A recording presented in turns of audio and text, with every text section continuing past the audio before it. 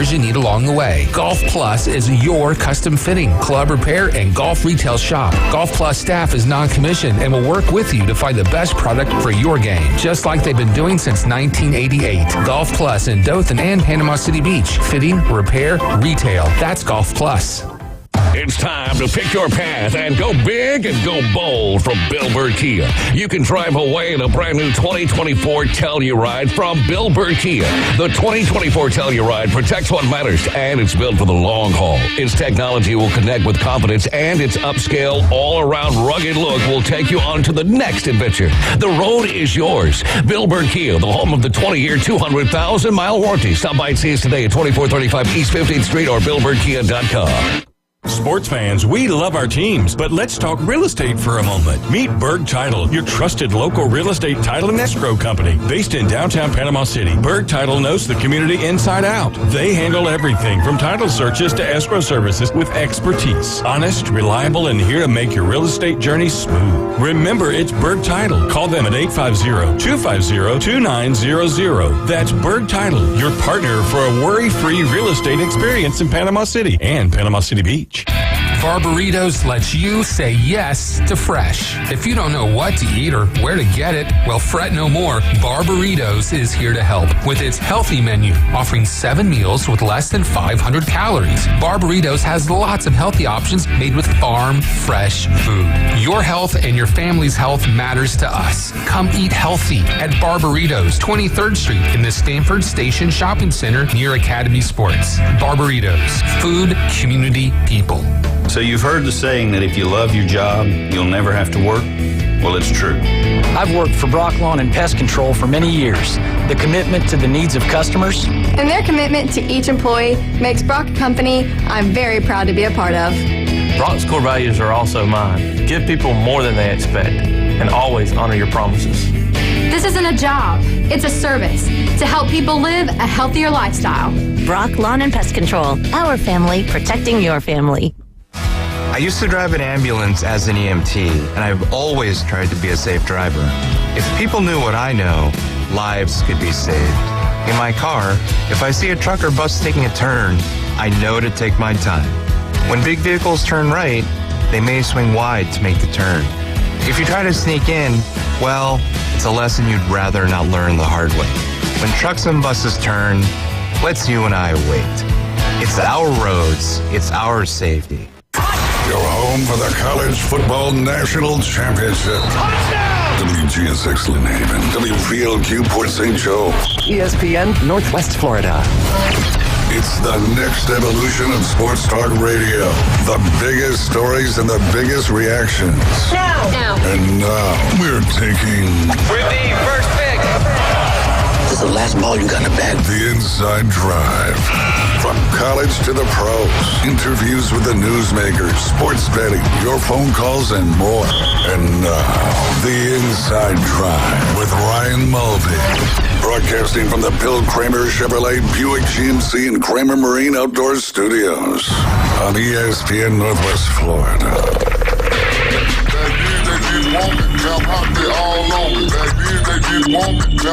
And good Thursday morning. You're listening to the Inside Drive live here on ESPN North. I just saw it in the Facebook video. She's back. Who? Yeah. Sailor. Oh, yes, she is. And she's back. massive. She has. She's grown quite a bit. And she seems a little friskier. She is. She's like, I own this place. I'm about to go make a phone call. But she hadn't taken a field trip in quite some time, and that's my fault as a dog owner. But this is definitely a nice little field trip for her. So. Yeah, I mean, she may bring a little more insight into the sports world than you.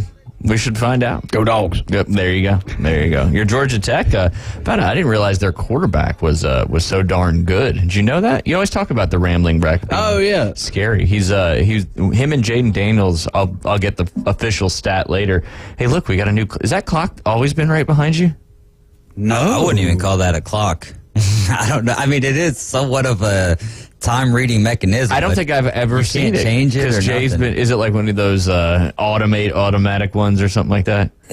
I guess. High. It's showing 12:16 right now. I don't think that says high. I think that's supposed to be like hour 1. Oh. That makes more sense. Yeah. But I wish that we knew how to change it because it would be nice. Even though we've got this clock back here, that gives you the seconds and all. That's true. Yeah, the seconds. But yes. Now, good to have Sailor back in the studio. Yes, it is. This is dog ownership going well.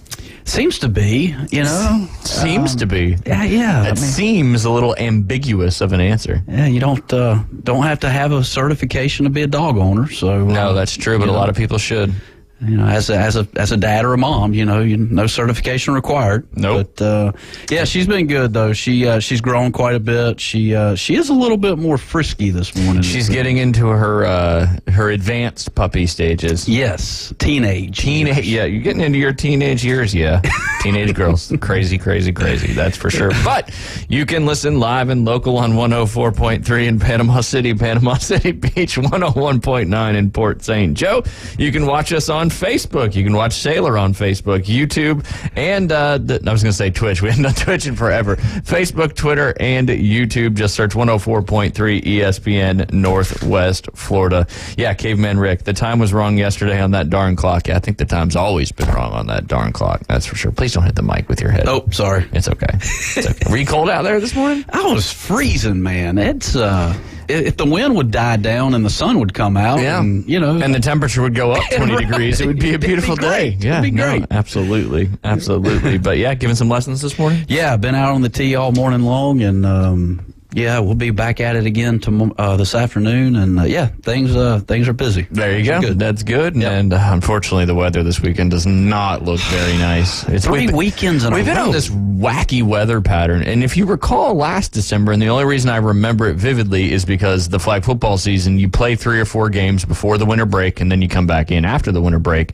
And the 3 or 4 games last year, except for that Saturday game, were absolutely beautiful. It was like in the 70s, hardly any wind, and now here we are. It's a little chilly, but it's like rinse and repeat. It's like Groundhog Day in December. Yeah. It's 40s, windy, cool to start, maybe gets in the 60s, gets a little warmer, and then come the weekend, we get a nor'easter coming through, and it's going to drop a bunch of rain again. So you're in the event management expertise program, if you will. What do you do if you have a event happening this weekend? I mean, do you make a call? Well, typically when you are running events, there's contingency plans. Yeah. And I don't know if you have a backup. You've already had to. You know me, right? I know we do know you.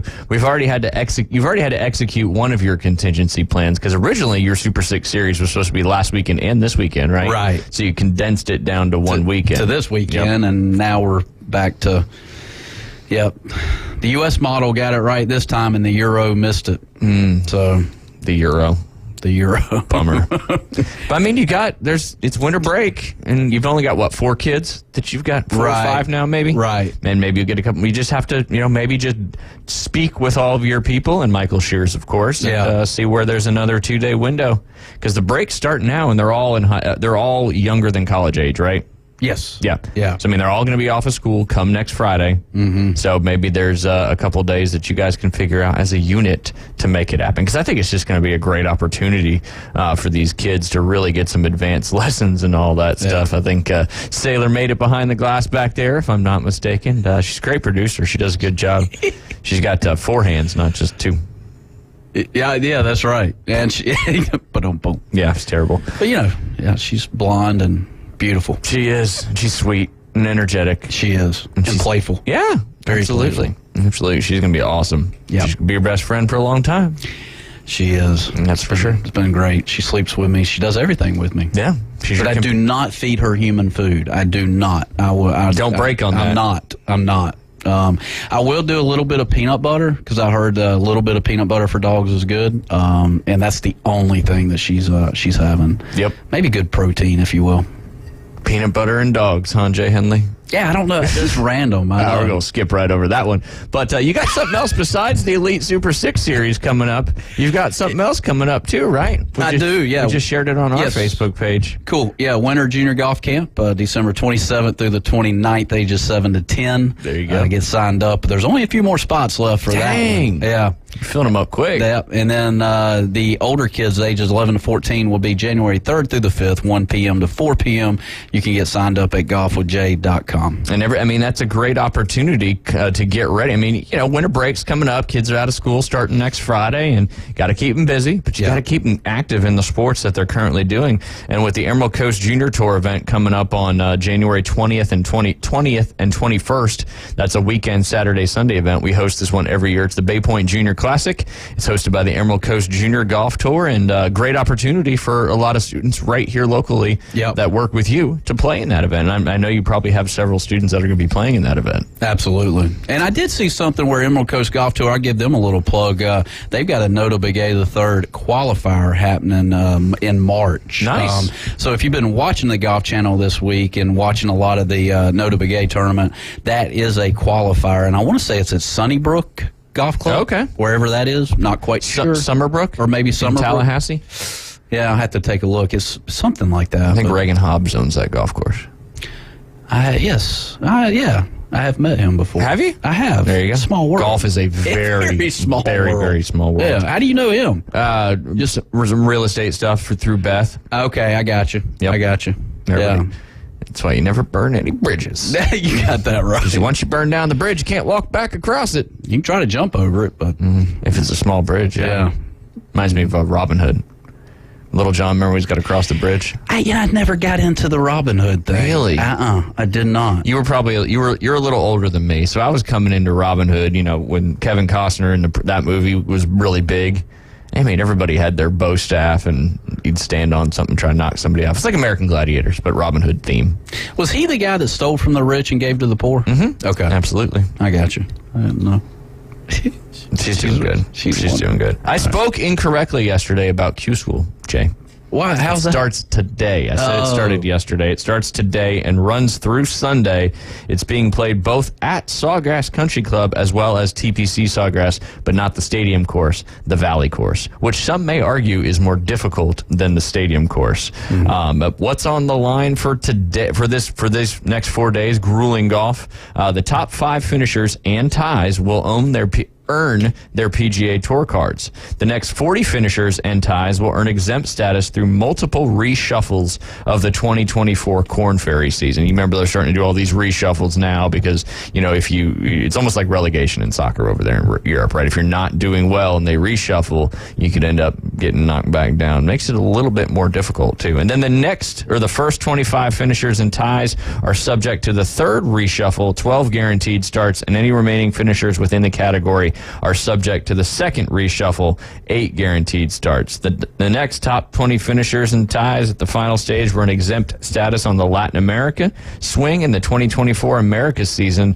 while also earning conditional Korn Ferry Tour membership. All remaining finishers of the final stage will have conditional Korn Ferry Tour membership and conditional PGA Tour Americas membership for the 2024 season. Final stage Q School medalists include major champions Mike Weir, Paul Azinger, Fuzzy Zeller, and Ben Crenshaw, amongst other lots of big-time PGA Tour guys that have had to go through this. But like I mentioned, it's at Sawgrass Country Club, and it's also on the Valley course there at this TPC Sawgrass. Now, how do you qualify to get on the Live Tour? How does that work? It's invitation. Oh, is it? Yeah. You just stroke a check and you're in? You get asked. Oh, okay. And then they give you a chunk of money and you say yes or no. I got you. I mean, if you want to try to qualify for the Live Tour, go for it. I've been on the asking of the question, what's your thoughts on Live, and I'll let you know when I get to a person that was like, man, it's the best thing ever. I don't think anybody's ever going to say it's the best thing ever. Yeah. And as I was doing some stuff this morning, I'm not anti-PGA Tour. I'm not pro-Live. I hate hypocrisy. Yeah. And what the Jay Monahan has done and all that stuff is just crazy. Speaking of Jay Monahan, that's a segue I wasn't expecting to have, but we're going to go ahead and segue to it, Jay Henley. Yes. Last year, the PGA Tour account filings show that Jay Monahan's overall compensation jumped from $13.9 million to $18.6 million, a nearly 34% rise. This included $9.2 million in bonus and incentive compensation. For comparison, Jon Rahm's official money earnings for the 2022-2023 season, the first full season that had the elevated purse, was $16.5 million. $2.1 million less than what the commissioner owned in 2022.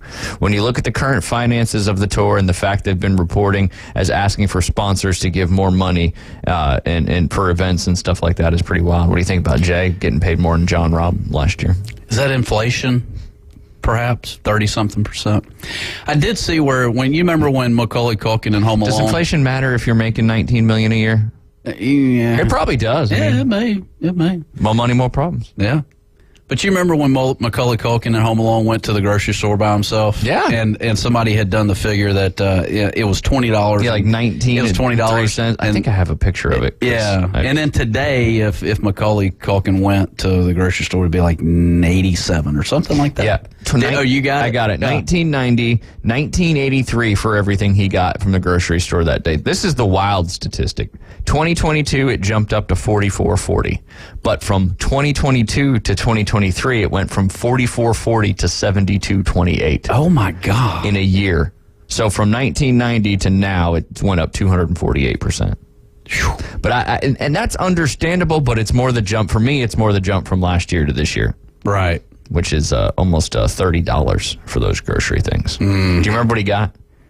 It doesn't list it, but I know he got milk, got some eggs, some fabric softener. I think he uses the word fabric softener. He got a toothbrush. No, that was Home Alone 2, Lost in New York. Yeah. Okay. The only thing here's what I've caught, because I've watched it a few times this year, is the stuff he got at the grocery store, and then when the bags fall out on the sidewalk, none of that is what he bought in the store. And I'm like, that's such a cop-out. No, it's just like your Rudy thing, based on a true story. Right. Yep. Yeah, there's a lot of movies like that. You can catch little things. Yeah. It looks completely different. But the leaderboard is up and running. I'm going to ask you a couple questions about some of these folks. Right now, Bryce Hendricks and Roberto Diaz are currently, and Kelly Craft, Hayden Springer, Danny Walker. Those guys are all tied for first at -3. Did you forget I was in here? We're still in here. We didn't go anywhere. We're not going to be able to go anywhere, Sailor, until after 1 o'clock. But yes, 3 under on those. Most of those guys are on the Valley. One of the guys is on Sawgrass Country Club. I can multitask. It's okay.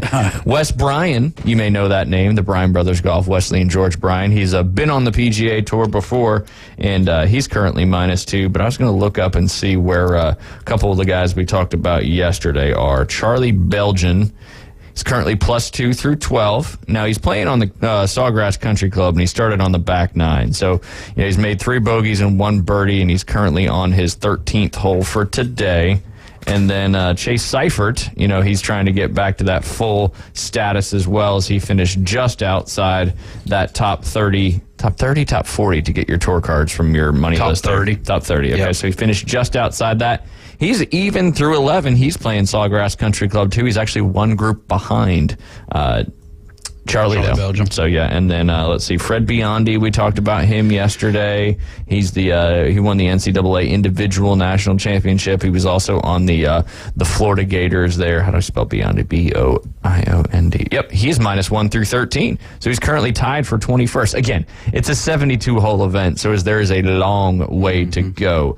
But definitely some big-time names in this field, that have been going out. Some names you may know, Jay Henley. Let's see if I can find some. Obviously, Fred Biondi, Adam Long. I don't know if you know that name. Kyle Westermoreland, Peter Quist. A lot of these guys were playing on the PGA Tour last year. Wes Bryan, as I mentioned. Let's see, Kevin Tway, Roberto Diaz, Austin Cook. Let's see, there's some other names you may know here. Trying to read. Robert Streb, do you know that name? Mm-hmm. There you go. So you know all these guys. Mm-hmm. Sam Saunders, Trace Crow. Trace Crow played at Auburn. Sam Saunders, that's Arnold Palmer's grandson. That is correct. Yep. Spencer Levine, Harry Higgs. He was one of the guys I think that was involved in that lawsuit. Henrik Norlander. He played at Augusta State. He was on the national championship, back-to-back national championship teams. I think it's Augusta University now.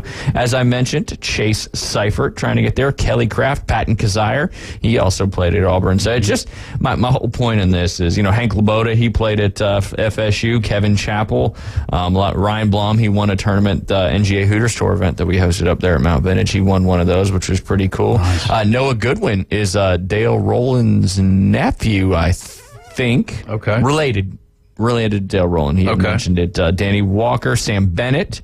We talked about Sam yesterday. He finished really high up in the Masters there, was doing really good.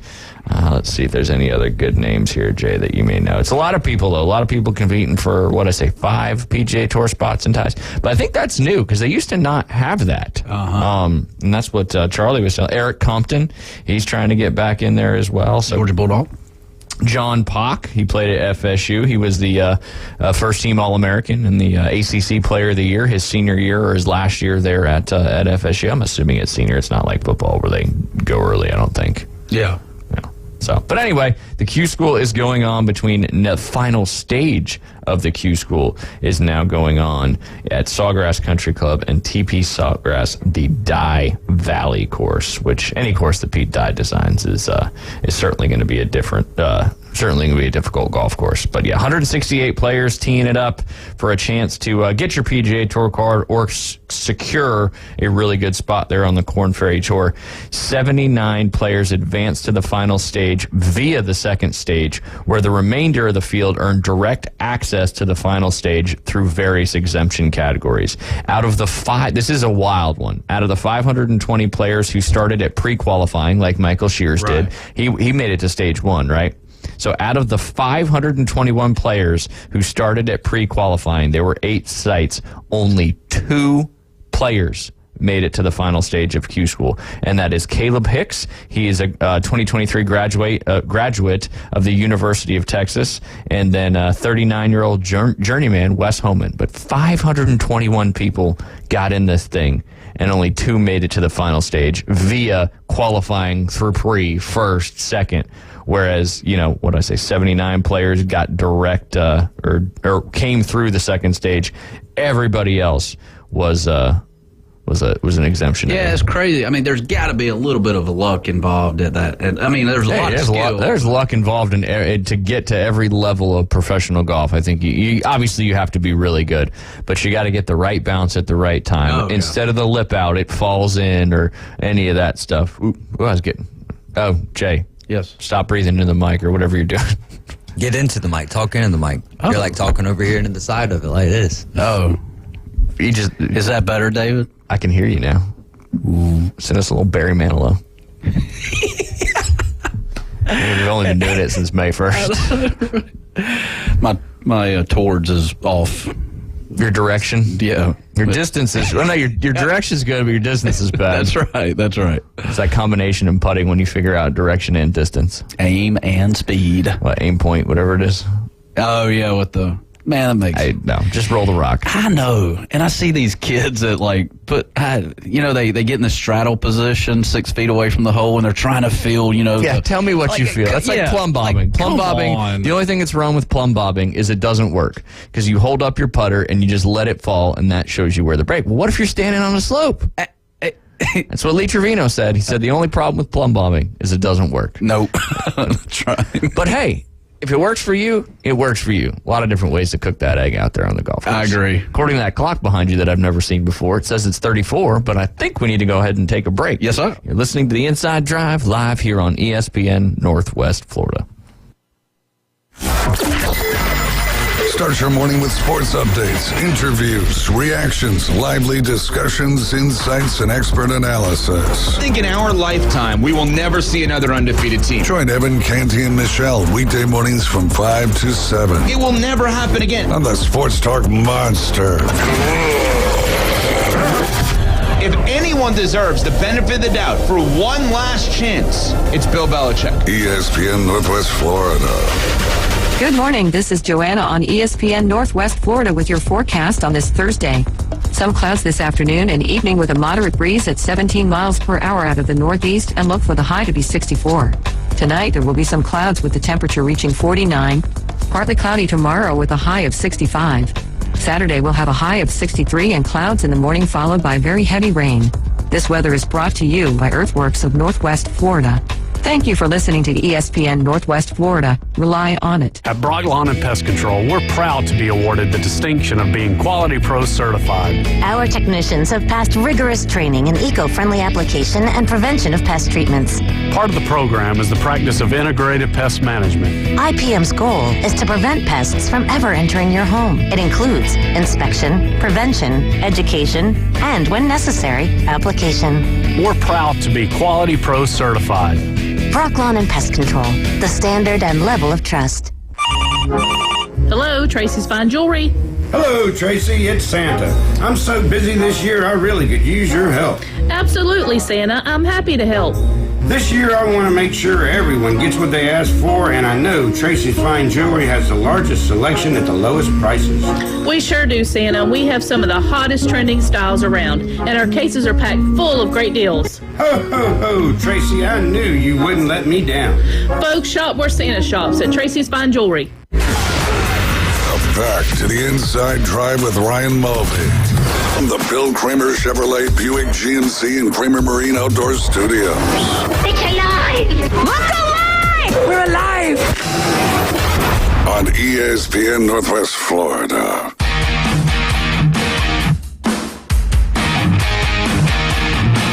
And welcome back. You're listening to the Inside Drive live here on ESPN Northwest Florida. Jay, did you see anything that happened last night between Giannis and the Pacers? I did not. You did not? Mm-mm. Well, what happened is Giannis had a franchise record, career-high 64 points last night. And then after the game, it was a very chippy game, a very aggressive game there. It was kind of fun. A lot going on there, but then after the game ended, it was a dunk to end it, and then Indiana took the ball back to the locker room. Giannis found out and yelled at Tyrese Halliburton, and then took off into Indy's locker room to try to get the ball. The Pacers said they wanted to give the ball to rookie Oscar, I don't know how to pronounce his last name, we'll say Scheibe, who scored his first NBA point on a free throw. Giannis, with help from security, did get a ball from Indiana, but finished the night doubting its authenticity. Kind of wild stuff. That is a lot of wild stuff going down. Draymond Green got suspended indefinitely. Good. Why good? I mean, I don't know. Hopefully Draymond's not listening right now. He's going to come after you, knock you out. I mean, I don't know. I mean, was it worth him going indefinitely with what he's done? I mean, I think it's just his track record of. We talked about it yesterday. I forget. He's had like 6 suspensions in the last however many years, and he's been kicked out of games twice or 3 times this year, and he's just known for losing his temper a little bit. And I'm all about giving somebody a pass, for one time, but then when you get to 2, 3, 4 times, I mean, 6, 7, 8. Yeah, I mean, maybe it breaks it a little bit. I don't know. Yeah. What do you got to do, Sailor, when she gets in trouble? How many times does it take to correct the behavior? Is she pretty good? Yeah, I mean, we're still working on it. I mean, she loves to bite. I mean, as most puppies. So do you, though. Do. So. Yeah. 2 peas in a pod. You got that right. But the teeth, and your teeth hurt. You got to do stuff to make it not hurt. So it's just like teething with a baby. I guess kind of like itching, it's an itch that she's got to get. I mean, you can see my hands. I mean, they're just, she just wears them out. It goes back to you parking a driveway or driving a parkway. Right. Do you itch an itch or do you scratch an itch? That's a good one. I have to ponder on that one. Do you scratch? I think you itch the scratch. Or you scratch the itch. Yeah, I don't know. I don't know the right answer. I mean, the logical would say you scratch the itch, but you hear people say, I got to itch. I got to itch. Right. I don't know. That made me think of that when you showed me your beat up puppy hands. They are beat up. How does that affect your golf game? Well, nothing, I protect the inside, the palms, but these, I kind of use this little mark right here. Oh, so Sailor's helping you with a training aid. With a training aid. She's got this scratch mark. If you can see the boo-boo, then you have your right hand, or left hand pronated enough? There you go. Is that the correct word? Pronate. Pronate makes it stronger. Was it supinate? Supinate makes it weaker? Weaker. There you go. We're all about pronating. You tell everybody to start with a neutral grip and then go from there? I like to go as strong as you can, and then work just completely over. Yeah. What if they're a big time hooker? Yeah. It depends on path, face angle, all this that is stuff. true. There's no constant because everybody's so different. Yeah. Little upset happened last night. Northwestern in college basketball, number 21 in the country at the time, 7-2, lost to Chicago State, who is the perennial worst team in Division I. They upset Northwestern on the road. That's huge for a program like that. So just thought I'd mention that for you there, Jay. Northwestern going down to Chicago State, typically ranked last in Division I college men's basketball. It seems like crazy things happen in small school basketball. That's why I don't hard rock bet that stuff, man. Yeah, college basketball is tough. Yeah. But yeah, I mean, that's the thing. You've only got 5 people playing at once. You got 11 people on the total between the bench and that, or whatever it is. It's close to 11. I don't know it exactly off the top of my head. So it allows the opportunity for one person to potentially be a huge difference maker. Right. And that's why the NCAA tournament is so awesome, because you're going to have these these Cinderella stories making deep runs into the tournament. It makes it fun. That's what makes sports so fun. Yeah. Is anytime you line up, whatever it is, any sport, anybody can win at any time. I think for my March Madness bracket this year, I'm going the opposite of whatever looks good to the eye, and I think I'll pick probably all the underdogs and see what happens. Yeah, because that's typically the case. I mean, I don't know about all of the underdogs. Well, not all of them, but yeah, I always go like 0-64 and stuff. I mean, I get every one of them wrong typically. Well, quit picking all the underdogs. Right. Yeah. Yeah, that first round, that's when it can certainly be interesting. Yeah. But yeah, I got just a couple other fun facts. And what I'm going to talk about, we got to do our bowl, our total, I don't know, our all of us together. Yes. What is that called? Bowl pick'em. It's a bowl pick'em. Combined. Yeah. Decisions. And what we're going to do is, if 2 out of 3 of us agree, then that's the pick. There's probably going to be plenty where 3 out of 3 of us agree. Gotcha. So the one person will get vetoed, and then we're going to put that up against the Coach James Hale show and see how good we do in this. There's a lot of them to pick, and they start this Saturday right there where the Coastal Carolina Chanticleers play at the Myrtle Beach Bowl. Georgia Southern. Oh, Statesboro versus Ohio. Oh, Chanticleers aren't playing Georgia. Who's Chanticleers playing? They're going to Hawaii. I forget who they're playing. I think we're playing San Jose State. Gotcha. In Hawaii, though. Grayson McCall is going to NC State, which is ironic because that's where Tim Beck, the current head coach, came from, was NC State. He was the OC there at NC State, and now Grayson McCall is going to NC State. We got to go CC as a group on this one, right? Like, I don't know. I mean, we're going up against the Hell show. Yeah, and it was Jason, Jim, and Coach that were doing their picks. Did you see yesterday? Another one. I know the answer. I don't know why I asked you. Did you see? Probably not. Yeah, that's typically the answer. But the FHSAA voted to do away with the metro and suburban divisions in football and go back to 8 classes. But they are going to keep the rural class, say it with me, Jay, rural class for the smallest schools in the state. And that just means the 32 smallest schools, meaning programs like Freeport and Bozeman, the 2 schools that are growing quickly, will very likely jump up into either the 2A or 3A class. How's that make you feel? Going back to the 8 classes, but they're going to keep the rural for the 32 smallest, which I think that's good because, I mean, it's just tough. Yeah. When you say 8 classes, though, what Division 1 or like class 8A, class 7, A, 6, 5, 4, 3, 2, 1, gotcha. And rural. Yeah. So rural's just out there on its own. Yep. Just 32 little small teams. I kind of like that. I mean, we tend to complicate things, and well, it's just crazy how they did it, and it's only been. Has it been 2 years since they did that? I don't even know if it's been 2, but let's say it's been 2, and now we're just going to go right back. It's been 2. Yeah, there you go. Interesting. That is interesting. I think it makes more sense. It got a little complex there this past year, the past couple of years. I think it gets, if you as a team and a coach don't know what's going on or how you can make it to the playoffs strictly by not just winning every football game, that's an issue. That is for sure.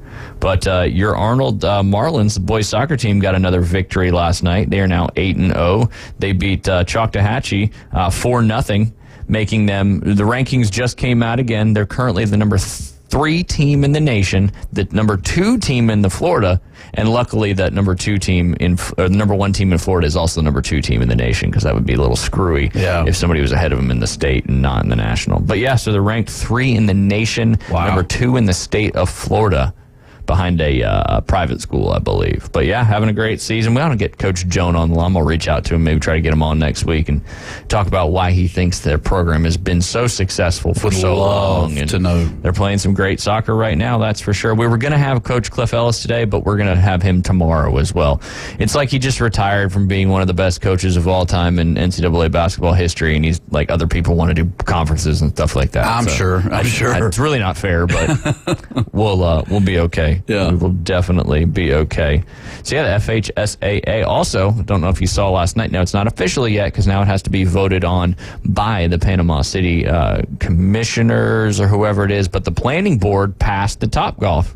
Was that the meeting this morning? As the meeting yesterday. Or yesterday? Yeah, and I think today's Thursday, right? Yeah. We should know today whether that is going to be officially approved or not. The planning board approved it, and typically when the planning board approves something, the commissioners will follow suit. So we could have a Topgolf coming here. That's as well. great, It's going to be a 2-story one with 27 bays, I think is what it said, and it's going to have like 300 jobs and just do a lot over there in Pier Park. Topgolf. Like a $30 million project close to it. Yeah, that's great. And that's what it's so expensive to build Topgolfs, but and that's why I think we've talked about it. You've seen Topgolf buying up some of these other small ones like Great Shots and Big Shots because it's easier for them to acquire a similar style where they don't have to go do the whole thing themselves. And is the Tiger Woods thing still kind of... PopStroke is under construction. It's under construction? Yep. And is that in the same area? It's on the Pier Park West, so it's on the west side, like behind Aaron Besant and all that, if you know where that is. Okay, yeah. Yeah. So you're going to have a PopStroke and a Topgolf all in that same mecca. We're becoming a big area just like that. Amazing. Yep. And then Southport's got something going on. There's a whole new recreational thing going over in Southport, too. I mean, it's, like baseball field, whatever. Growth. No doubt. Lots of growth, lots of stuff going on, and it's cool to be here in Bay County and Panama City Beach. But yeah, I'm anxious to see when that gets passed. Hopefully it gets passed this morning. They announced some future Super Bowl venues, but one of the things I want to talk about, SoFi Stadium out there in Los Angeles where the Rams and the Chargers both play. That place is just printing money right now. They hosted the Super Bowl last year. They're going to host the they hosted the College Football National Championship last year. They also hosted Arsenal versus Barcelona, WrestleMania 39. They're going to host the Copa America, the FIFA World Cup in 2026, the Summer Olympics in 2028, and they got awarded the 2027 Super Bowl. Dang. Yep. The Niner Stadium, Levi Stadium, got the 2026 Super Bowl. I think New Orleans is 2025, if I'm not mistaken. This year is obviously will be in 2024. It'll be in Vegas, as you already know. So it goes Vegas. I think it's Vegas, New Orleans, Santa Clara, and then Los Angeles. Gotcha. Yep. Rumors, I don't think it'll ever go outside the United States, but the NFL is going to play a game in Brazil. I don't know if you saw that. I don't know, man. I don't know. Brazil is an interesting one. Yeah. Brazil is definitely an interesting one. It's Brazil. There's a lot of crazy stuff going on down there in Brazil. Right. Talked about that. So saw a cool thing as well. All these NIL collectives and all that stuff. The Utah men's basketball, women's basketball, and gymnastics team all got new cars through the Utah Crimson Collective. Earlier this season, the Utah football team received new trucks. They basically get leases, paid for leases, that they will have choice of vehicles presented with insurance, again, by that Utah Crimson Collective. I'm assuming because it's a lease, they eventually have to give them back, which, then they sell the car. It's not a bad gig for both. You get a car to drive around in a lease, brand new while you're there, and then the collective gets it back. Maybe they sell it or they just keep repeating that process. I don't know. So the whole football team got trucks. Now the men's basketball, women's basketball, and gymnastics team are all getting a lease of a vehicle of their choice. Who's paying for that insurance for all them kids? The collective. Oh, okay. Yeah. Yeah, it said included insurance. I don't know who's paying the tax, title, and tag, but you still got to do that when you lease it, right? I would think. I've never leased one before, but it doesn't seem feasible. A lease to me just never has. I don't know why, but yeah. Well, you're taking the Utes. The Utah Utes. Do you ever lease Do you lease? I did one time, and I would never ever do it again. Yeah, I feel like at the end of a lease, like they would nitpick every little thing. Luckily, who I leased it through was he's a big Georgia guy, but it was up there in Augusta, and there's nothing really crazy. But we went back, and that was my only experience, and I'd probably never do that again. Yeah. I'd probably decide to drive to California or something, and like they supposedly hit you on the over mileage and. Oh yeah, there's mileage and all that. It just depends on the type of lease that you get. But the Utah Collective lease is a pretty cool thing. Yeah, pretty cool. And I mean, that's what you got to do to compete to get some of the best athletes out there. The world has changed drastically. That's why I want to bring that up. Buy your love. They're buying their love. That's it. Yep. Everybody can be bought for a price, right? I guess. Oh, getting back to your Georgia Tech quarterback. Like I said, there's only 2 players in the nation that have posted the following numbers during the 2023 regular season. 2,700 passing yards, 25 passing touchdowns, 600 rushing yards, and 5 rushing touchdowns. The Heisman winner, Jaden Daniels, and Georgia Tech's quarterback, Haynes King. Pretty impressive. That is impressive. So why did LSU's guy get it? Right? Riddle me that, Batman. I don't know. Things that make you go, Did you prepare your Christmas list? I'm not going to ask right now, but your top 5 Christmas movies? I sent you all a text. Yeah. So it wasn't I so got much it. on the spot. You got it? Right I got off the top it. of the head? I got it. Good. We'll go over that later on in the show. I got some doozies. Do you? Yep. Some doozies. Speaking of doozies, my Devils got the dub last night over Bills Bruins. I did see that. Oh my God. On I didn't TNT. click it. I didn't select it, but I saw it. Oh my God. But you guys, the Devils beat the Bruins last night? They did, yes. Did y'all have a friendly bet? Yeah, $1. Okay. I got you. Yep. It's just, which was crazy. I was shocked that the Devils were favored in that game. I think they were minus 125, and the Bruins were like plus 180 or something like that. How did your boy band guy do? Jack Hughes? Jack Hughes. He scored the game winner in overtime. Dang. Yep. I was talking to Bill this morning, and it looked much more like hockey that I remember watching growing up. Low scoring, physical, great goaltending play. And, the 3-on-3 overtimes was so much fun, but you can't leave old 86 wide open. He buried it. They won. It was exciting. They're 7-2 in their last 9 games. Started off 8-9-1, and they're catching some fire again, trying to get back into a good spot going into the All-Star break coming up here. I don't know, in about a month or so. So in hockey, I know the wins and losses, but the amount of goals, does that dictate anything at the end of the season? I don't know if I don't think there's a goal tiebreaker, but see, there's 3 in your win-loss, and you can have an overtime loss, which gets you a point. So by making it to overtime, you get an additional point. That's where you see like a 10-8-1. It'd be 10 wins, 8 losses, and 1 overtime loss. I got you. So they reward you. I like that because they reward you by getting you a point. The tiebreakers and all that stuff, it's kind of like the NFL. They got all the stuff, and they switched to these divisions a couple years ago, which have certainly changed things as well. They got wild card spots and all that. But I was talking to him too, and it seems like, I know you're not a hockey guy, but I'm going to talk about it. You know, late 90s, early 2000s, most teams had a standalone number 1 goalie, and their backup goalie was not anywhere near at the same level. And I really feel like the NHL nowadays is you've got to have 2 really good goaltenders, kind of like a 1A and a 1B. It's changed so much. You don't have the workhorses that you used to have, the Marty Brodeurs, the Mike Richters, the Patrick Waugh that would play 90% of the team's games, and you almost knew when the backup goalie was coming in that it was going to be a tougher game to play because there was a little bit of drop off. But now these teams seem to have a 1A and a 1B, and it makes the game interesting for sure. Why would you need a backup, though? I mean, because there's not a lot of moving around for a goalie, right? Do they stay in one spot? Well, they protect the goal. They protect the goal. Number 2, when that puck hits them, I mean, they're protected, right? So yeah. Do they get hurt often? Oh, yeah. I mean, and you got to think about it. They're very flexible, so they're prone to groin injuries and hamstrings and stuff like that. But, yeah, I mean, you take a skate to the neck or something. I mean, something can happen. I mean, you're getting hit with a 95-mile-an-hour slap shot in the chest. I don't care if you're wearing Kevlar, pads, which they are. It still hurts. Yeah. Yeah. I mean, it's like getting punched, with a boxing glove, in your chest. It lessens the blow. I mean, goalies do get hurt fairly often. Right. That's what made Marty Brodeur so he just had such a longevity of his career. But he was a kind of a new style of goalie that was played. He was one of the first real butterfly goalies that started playing.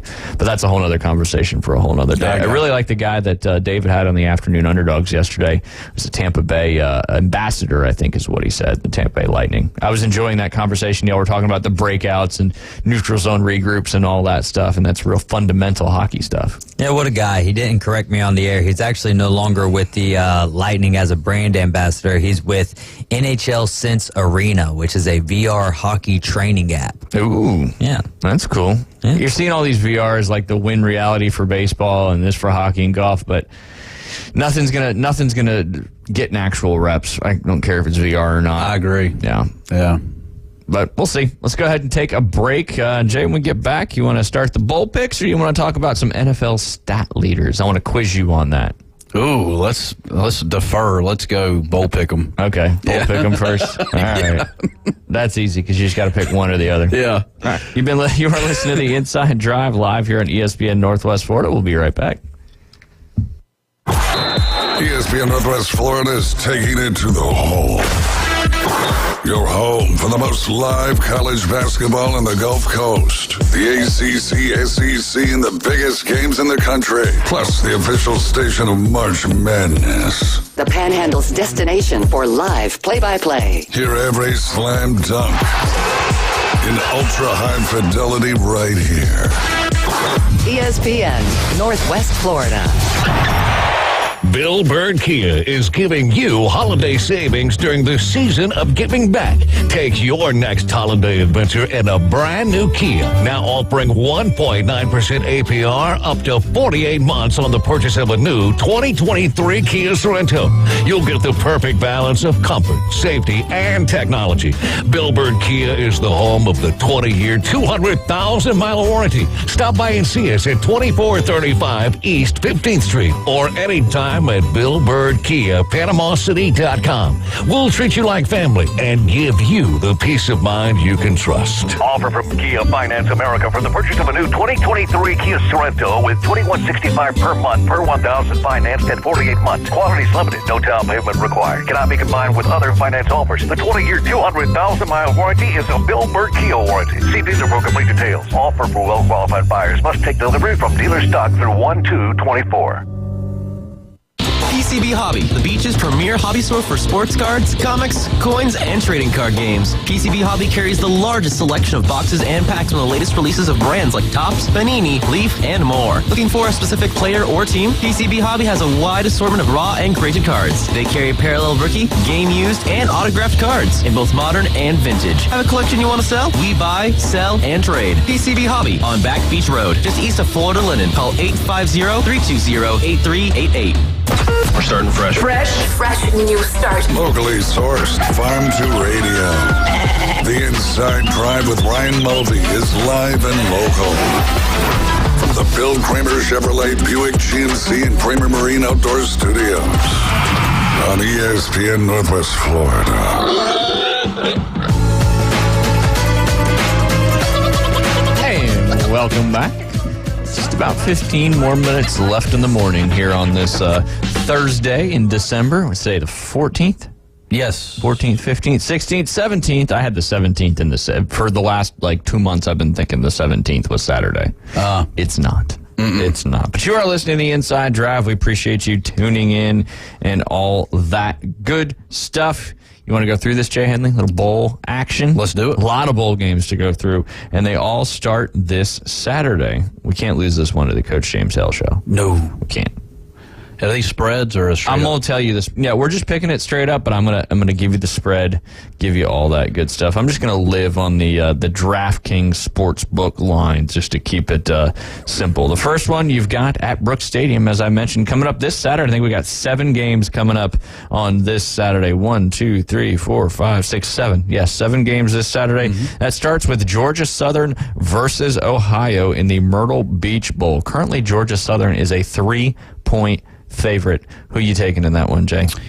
Myrtle Beach is right up the street from Statesboro, Georgia, so that's only about 3.5, 4 hour drive. I mean, that's not that bad. Versus coming from Ohio.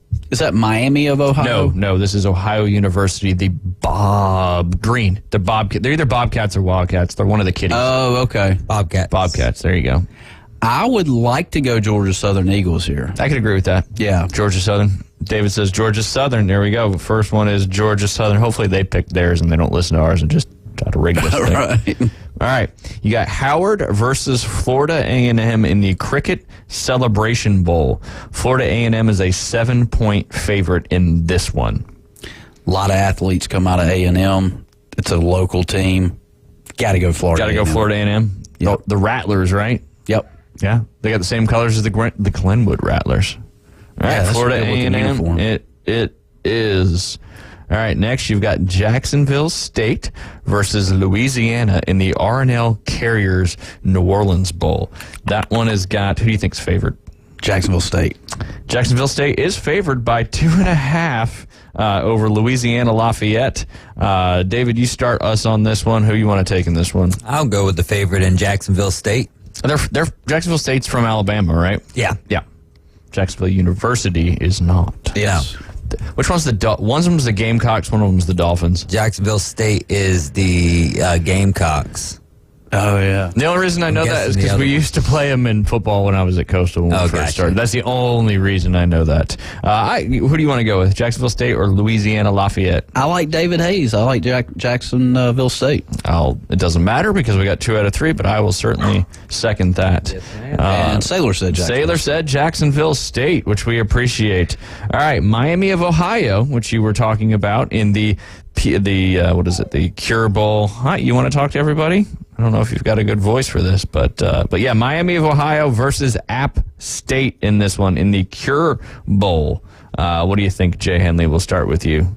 Miami and App State. Yep. Oh, let's go App State. App State. I agree with App State. They are a 6.5-point favorite. So far, we've taken all the favorites in this, and I'm going to go with App State as well. But yeah, next coming up, you've got the New Mexico Bowl. That's going to be right on. I don't know what bowl games we have on here yet, but we've got tons of bowl games that'll be broadcast right here on ESPN Northwest Florida. This one will be on the ESPN. The ESPN. I saw you on the ESPN. That'll be New Mexico State versus Fresno State in the New Mexico Bowl. Right now, New Mexico State is a 3.5-point favorite. I want to go with the Bulldogs in this one. I'm going to go with Fresno State. So it's going to come up to you two to figure this one out. And David Hayes is entertaining your dog, so you're going to have to give me a pick.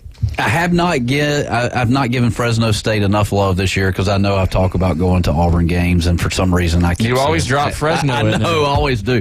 Let's go Fresno State Bulldogs. Hopefully they don't let us down this year. All right, I'll take New Mexico State, but I'm the odd man out. There you go.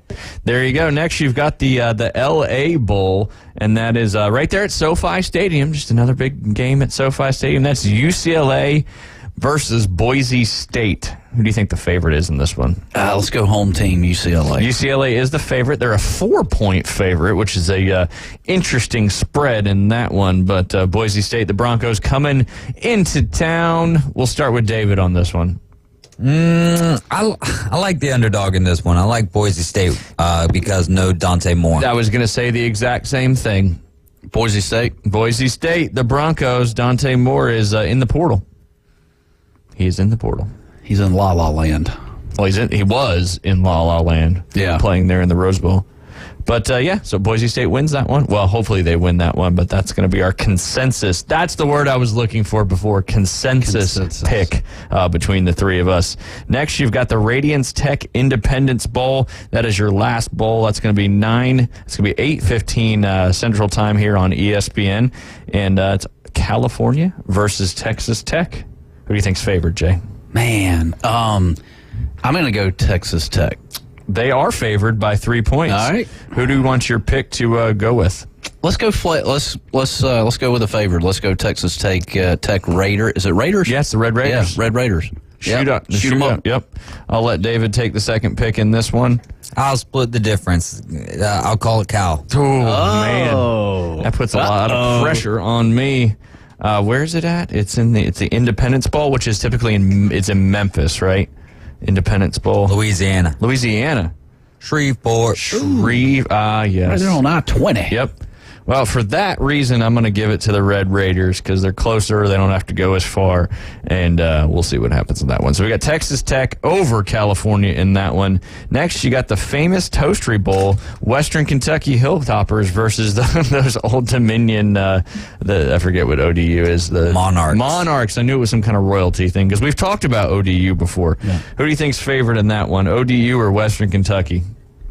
Let's go ODU. They are favored by 2.5. Close game in this one. We'll start with you. You taking the Hilltoppers or you taking the Monarchs? Let's go Old Dominion. I like it. Yes. David. We'll put you on the hot seat again. I'll take the Hilltoppers. All right, well, I'm going to go ODU. I've seen them play a little bit. I think they get this one done. Although Western Kentucky is a good football team and had a good year.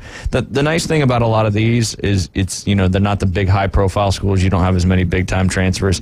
She sees herself. Who's that big dog there in the window? Get him. Hook him. No, don't hook him. All right, next you got the Scooters Coffee Frisco Bowl. It's UTSA versus Marshall. This one's a little lopsided just because Marshall was kind of having a down year.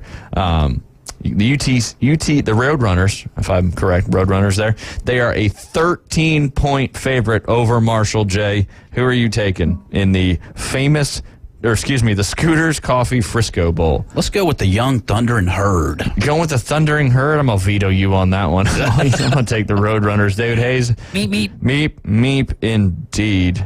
UTSA in that one. All right, next you got the roofclaim.com Boca Raton Bowl. Del Boca Vista. What show is that from? Don't know. Seinfeld. Oh, yeah. Jerry's dad's down there in Del Boca Vista. It's man, the HOAs and all. God, it's so true. It's just really the reality, and it's hilarious. Del Boca Vista, when he was the HOA president, and he got voted out by the other guy. I forget the guy's name. That was epic. Yeah. Over the Cadillac. Right. Yeah. Good stuff. All right. Getting back to that, the roofclaim.com Boca Raton Bowl. You got USF versus Syracuse. Currently, Syracuse is a 3-point favorite in that one. I'll start this one. I bet she's got a potty. Good thing we got a break coming up here in a minute. I feel like I'm at church and I've got a little three-year-old, and I gotta go out back and just get him out of there. All right. Or she just thinks that there's a dog there, too. Right. How is she with other dogs? Pretty cool. She's very submissive. She lays on her back and lets any dog just, go to town on her. Playing and stuff. We got you. Yeah. We got you. So she's very submissive. All right, let's regroup. USF versus Syracuse. Syracuse is a 3-point favorite in that one. You start first, Jay. USF or Syracuse? Let's go Bulls. It's in their backyard pretty much, right? Yeah, I like that pick. I think we can just stick there with South Florida. There you go. USF down there in the Tampa area. All right, how much time we got? Got about 4 minutes. Let's get a few more in there. We got UCF versus Georgia Tech. We were just talking about the Georgia Tech quarterback. I don't know what his situation is, if he's in the portal or anything like that. But UCF versus Georgia Tech, that is in the Union Home Mortgage Gasparilla Bowl, which I believe is played right there where the Tampa Bay Buccaneers play in Raymond James Stadium. UCF is a 5-point favorite in this one. David, we'll let you pick first, and then we'll let Jay be the next. I like Georgia Tech in this one. I know that we just picked USF when they're playing down there in Boca Raton, but... Yeah, about an hour and 15 minutes away from campus, not too far. I like Haynes King in this one, though. Give me the Ramblin' Wreck. One of the best seasons for the Ramblin' Wreck this year since the 1990 co-champion. I think they were co-champions, national champions back in 1990. So I didn't follow college football as much when I was 5. Yeah, right. Yeah, I mean they had a great season. Almost took care of business with the Dogs, believe it or not. Almost. It was a good game. It was a great game. So Georgia Tech, you got to roll with Georgia Tech here. I like the pick. Yeah, I like the Rambling Wreck there of Georgia Tech. All right, let's do Troy and Duke. They are playing in the Birmingham Bowl, just up the road for Troy, not too far for them to go. Duke coming in. Riley Leonard's already gone, but he was injured a good bit this year when Duke was playing, so the backup has certainly got a lot of reps in that one. Who do you think's favored, Troy or Duke?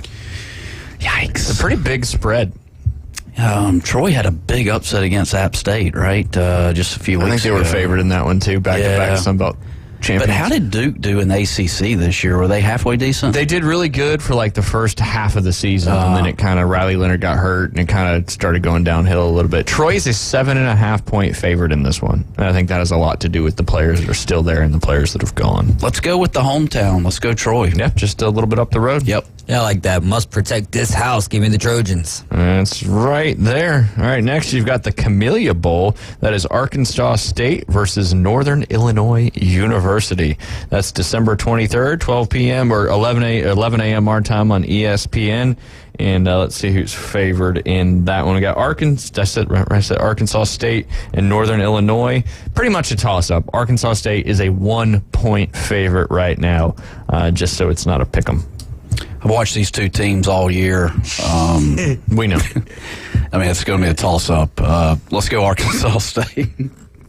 Yeah, same. That'll work. I was going to go the Huskies in that one. Okay. Well, we overruled. Yep. 2 out of 3. Majority rules. Arkansas State, baby. Let's go. Did my Red homework. Wolves. That's Arkansas State is Butch Jones? Yeah, Butch Jones. Oh, there you go. Jimmy G played at Eastern Kentucky, not Northern Illinois. I just said what I was thinking in my head out loud. Oh, okay. All right, let's do one more. We got James Madison getting in the bowl because there wasn't enough eligible teams. They're going to be taking on the Air Force Academy in the Lockheed Martin Air Force Bowl, and that's going to be on the 23rd. James Madison is a 2.5-point favorite in this one. I think I already know what you're going to go with. I'll throw it out there first. Let's go with the Dukes. Okay. Yeah, and I go with the Dukes as well. A lot of positivity happening up there in Virginia. All right. Positivity wins football games, baby. Yeah, that's true. It has nothing to do with talent and skill. It's all positivity. Feel the energy. If that was the case, then we win tonight. Yeah, because we got some positive power on our team. That is for sure. All right, let's go ahead and take our break. When we get back, I want to pivot to some NFL stuff, and then we'll jump back into these bowl pick'ems because we got a lot more to go to keep up with Coach James Hale, Jim, and Jason there. But, yeah. Say something fun. Afternoon Delight is coming up, and that's the favorite part of my whole day. There you go. Yep. Favorite part of a lot of people's days. Should it happen, you're listening to The Inside Drive. We'll be right back. It's the PCB Hobby Takeover with Todd. Mondays at 5:20 on ESPN Northwest Florida. That is a very high-end card and very rare. Todd talks about coins, trading cards, collectibles, and the amazing stories behind them. It was the first one that's ever come through my door. Plus, we'll be taking your calls and questions at 850-215-6290. The PCB Hobby Takeover. A platform for you to do your hobby. Mondays at 5:20 on the Sports Talk Monster. ESPN Northwest Florida. Good morning. This is Joanna on ESPN Northwest Florida with your forecast on this Thursday. Some clouds this afternoon and evening with a moderate breeze at 17 miles per hour out of the northeast, and look for the high to be 64. Tonight, there will be some clouds with the temperature reaching 49. Partly cloudy tomorrow with a high of 65. Saturday, we'll have a high of 63 and clouds in the morning followed by very heavy rain. This weather is brought to you by Earthworks of Northwest Florida. Thank you for listening to ESPN Northwest Florida. Rely on it. Mid-South Lumber, where they treat you like family. Locally owned and serving the residents of Bay County for over 45 years. See Mid-South Lumber for all of your DIY projects, including windows, doors, siding, lumber, and millwork. Are you building a new home? Bring your contractor in to Mid-South Lumber and meet with a member of their sales team to discuss your framing, siding, windows, and doors. Mid-South Lumber, the biggest little lumber yard in Panama City. 717 West 11th Street. WGSX Lynn Haven, WVLQ Port St. Joe. ESPN Northwest Florida. Chuck was terrible at fishing. He spent many frustrating hours attempting to get results he saw from internet videos, aggravating trial and error fishing trips, and misguided advice from well-intended friends. Chuck is happy now with his newfound success after he visited Bay Breeze Bait and Tackle, where we keep fishing fun, simple, and successful. See us soon at Bay Breeze Bait and Tackle, located directly off Highway 98 on the west end of Panama City Beach. Do you suffer from political talk radio fatigue?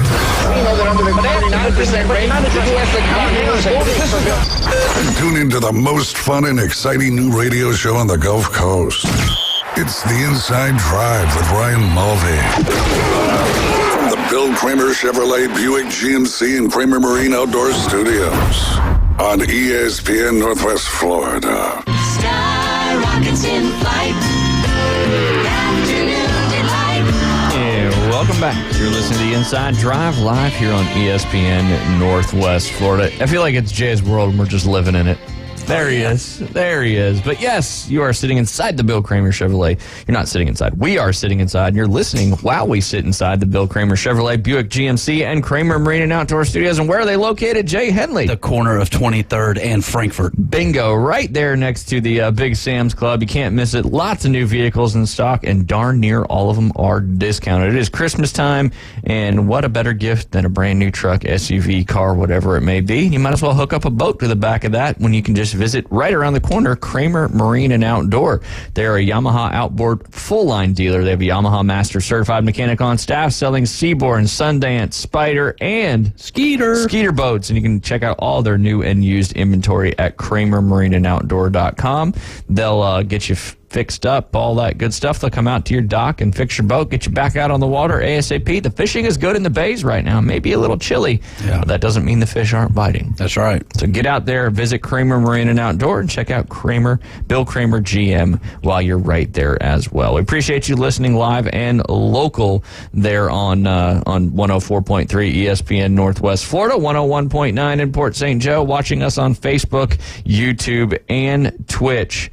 And you just got to search ESPN Northwest Florida. I said Twitch. I'm just doing something subconsciously now. Beth's at the Christmas, they're singing Christmas right now, and she's sending me pictures. And usually I can do two things at once, but... They're singing Christmas? At the same time. Yes. Oh, okay. Sing Christmas for me. Christmas. There you go. See? They can do it. Yeah. Singing Christmas carols. Oh. Is it songs or carols? Carols. Carols. Yeah, that's fair. Yeah. But yeah, he's got his Santa hat on, looking proper. I like it. He loves it though, because he usually gets checked out after the songs this time of year. What's the song that that just really gives you that warm and fuzzy? Feliz Navidad. Really? Prospero. Did you see that Mariah Carey, her song got bounced out of the #1 Christmas song for like the first time in like 40, 50, since she released that song, basically. Rocking Around the Christmas Tree has taken over the #1 spot. Okay. What does that song make you think of? Home Alone. Exactly. When he's doing the... Yeah. Good stuff. That is good. Should I transition to asking you what your Christmas movies The are? warm and fuzzy, man. Or do you want to kick it down? Oh, Holy Night. Oh, Holy Night. Oh, man. It just gives me the fuzzy. Stars are bright and shining. Yep. When are you gonna? We're running out of time for you to come in and play the guitar on the air. You might as well. It's Christmas time. You can play us a little Christmas ditty. I will. I've worked on a couple, and how about I bring it in tomorrow, and we'll. You don't have to sing. Don't be talking and not doing that, because every flag football game or practice we're like 6:30, 6:45, and Jay never shows up. So yeah, but he's got to be here either way. So yeah, but you better bring that guitar, or else I'm going to bring one and smash it over your head like Jeff Jarrett. There we go. little action here in the studio. I've been working on one. It's called Birdies and Beer. Ooh, Birdies and Beer. Is this a Jay Henley? Is this a Jay Henley original? Yes, I like I've been working on it. So. You can only listen to it if you buy a lesson from it. Makes sense. I'll give you the shortened version over the radio, but yeah. Jay's golf tip of the week. He starts singing his song. Yeah. Hey, you can give a tip any way you want. That's true. Through music, through your podcast, through a sermon, whatever it may be. Yeah, that's good. Yep, that's good. Oh, Holy Night, huh? Oh, Holy Night. That's your jam. What about David Hayes? For what? For your best Christmas, the one that just gives you the warm. Oh, the song? Yep. Oh man, that one's tough. Oh Holy Night is a good one. It is a good one. I guess I'll go with Away in a Manger. Ooh, that's a classic. Yeah. That's a good one. So I played the piano growing up, and like Christmas piano songs, that was like the jam. No, hold on. You playing the piano? Can you play the piano? We've had this. I haven't in a long time. I played Jump at John's house the other night. Was that you? Yeah, that was me. I didn't know. You were busy trading Derrick Henry. Yeah, you're too busy doing Collusion. I did not know that was you, Ryan. That sounded Away in a amazing. Manger. That was awesome. I know that song because of piano playing. Okay. But yeah, Rocking Around the Christmas Tree is a good one because it hits that, you will get a sentimental feeling. Is that not the right song? Oh, no. I wasn't. I just thought of another one that's my actual favorite, though. What, the Christmas Shoes song. You know what I'm talking about? Not off the top of my head, but I'm sure. This kid, he's like, he wants to get shoes for, I believe, his mom. I think I know what you're talking about. I know what you're talking about. It's one of them heartstring tuggers. Yep. There you go. And that's a good one. Christmas songs. You've been listening to one of the other radio stations that you shouldn't be listening to. We like them, though. They play Christmas music this time of year. Yeah. So if I'm not on this one, I'll pivot to that one just to get You cheat a little bit. Well, I got to get that Christmas cheer while I can. I agree. It's a short season. It's one of those things you got to hear it. But the 12 Days of Christmas by the Pentatonics is up there too. That's fantastic. But that's not no G1. I did a. This is really getting off topic, but hey, Sailor, we did a. This is a funny story. So we have this. We still have it. It's in the other house. It's a Yamaha Clavinova. It's like an electric piano, but it was like pretty awesome for its time. We bought it back in the 90s, and my parents bought it in the Rockaway Mall from a guy, a little person who had 3 fingers on both hands. And he was selling pianos, and he could play the heck out of the piano. That's how it works, and man. that was part of the selling point. But anyway, you could it had 3.5 inch, the small, not the floppy disk, not the big one, but the smaller of the 2 discs. You know what I'm talking about? Yeah. Okay, good. You were just kind of bobbing your head. I'm with you. Okay, good. I'm following. You could put that in it, and you could play music in it. You could do 12 backing, you could play a track, record it, do another track. So I used to do some Joy to the World songs. It's still on that disc in the house somewhere. That is cool stuff. But anyway, Joy to the World's a good one too. That's a good one. Yeah. I saw Mama Kissing Santa Claus. And Jackson 5. Liam is, he loves Michael Jackson. We've been listening to Beat It and all that stuff on the way. But right now, it's I saw Mama Kissing Santa Claus by the Jackson 5. But you think of it as a kid, like Jay Henley version, 7, 8 years old. I'm like, that's such a good. And then you get older and you're like, I saw Mama Kissing Santa Claus. Yeah, and they start to question everything. Yeah, you're like, what's going on? Mommy and Santa. We don't want to spoil it for anybody. Yeah. But yeah, Christmas songs are certainly good. Yeah. And this is the time of year you can listen to them, that's for sure. But yeah. No, White Christmas too. Barry Manilow. Whew, that's good stuff. Yeah. Dream. It all goes back to Home Alone, right? It does. All right, we might as well do our top 5 Christmas movies then. Okay. We can do some NFL stuff maybe at some point later on or tomorrow. Yeah. Right. You want to go first? You want me to go first? You want David to go first? I'll go first. All right, you go first. Let's hear it.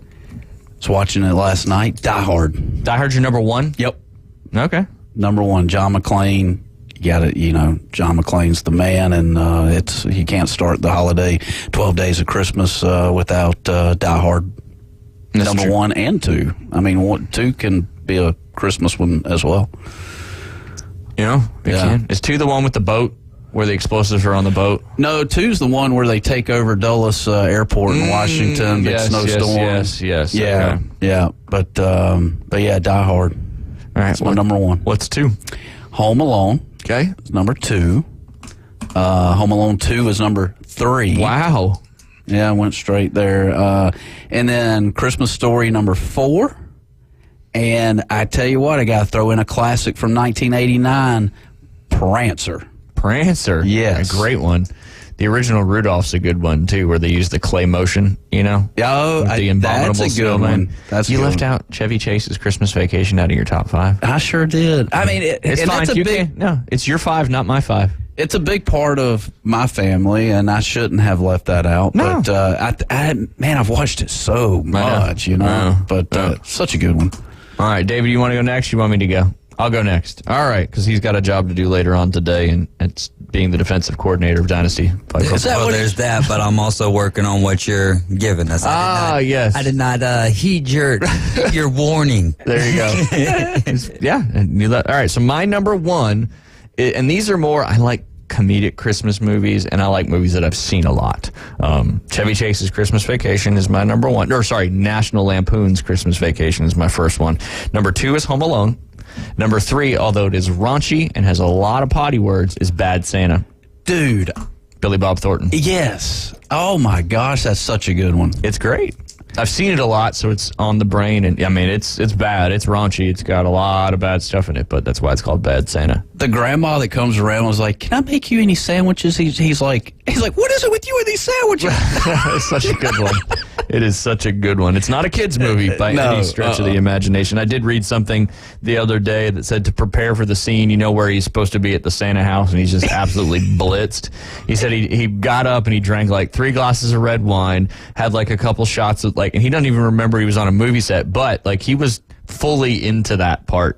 Oh yeah. Yeah. Billy Bob Thornton. Bob Thornton. Phenomenal. He's done so many different types of characters. Is the second one any good? I don't know if I never saw it. Okay. That was one of those that I didn't think it would be nearly the same as the first one, so.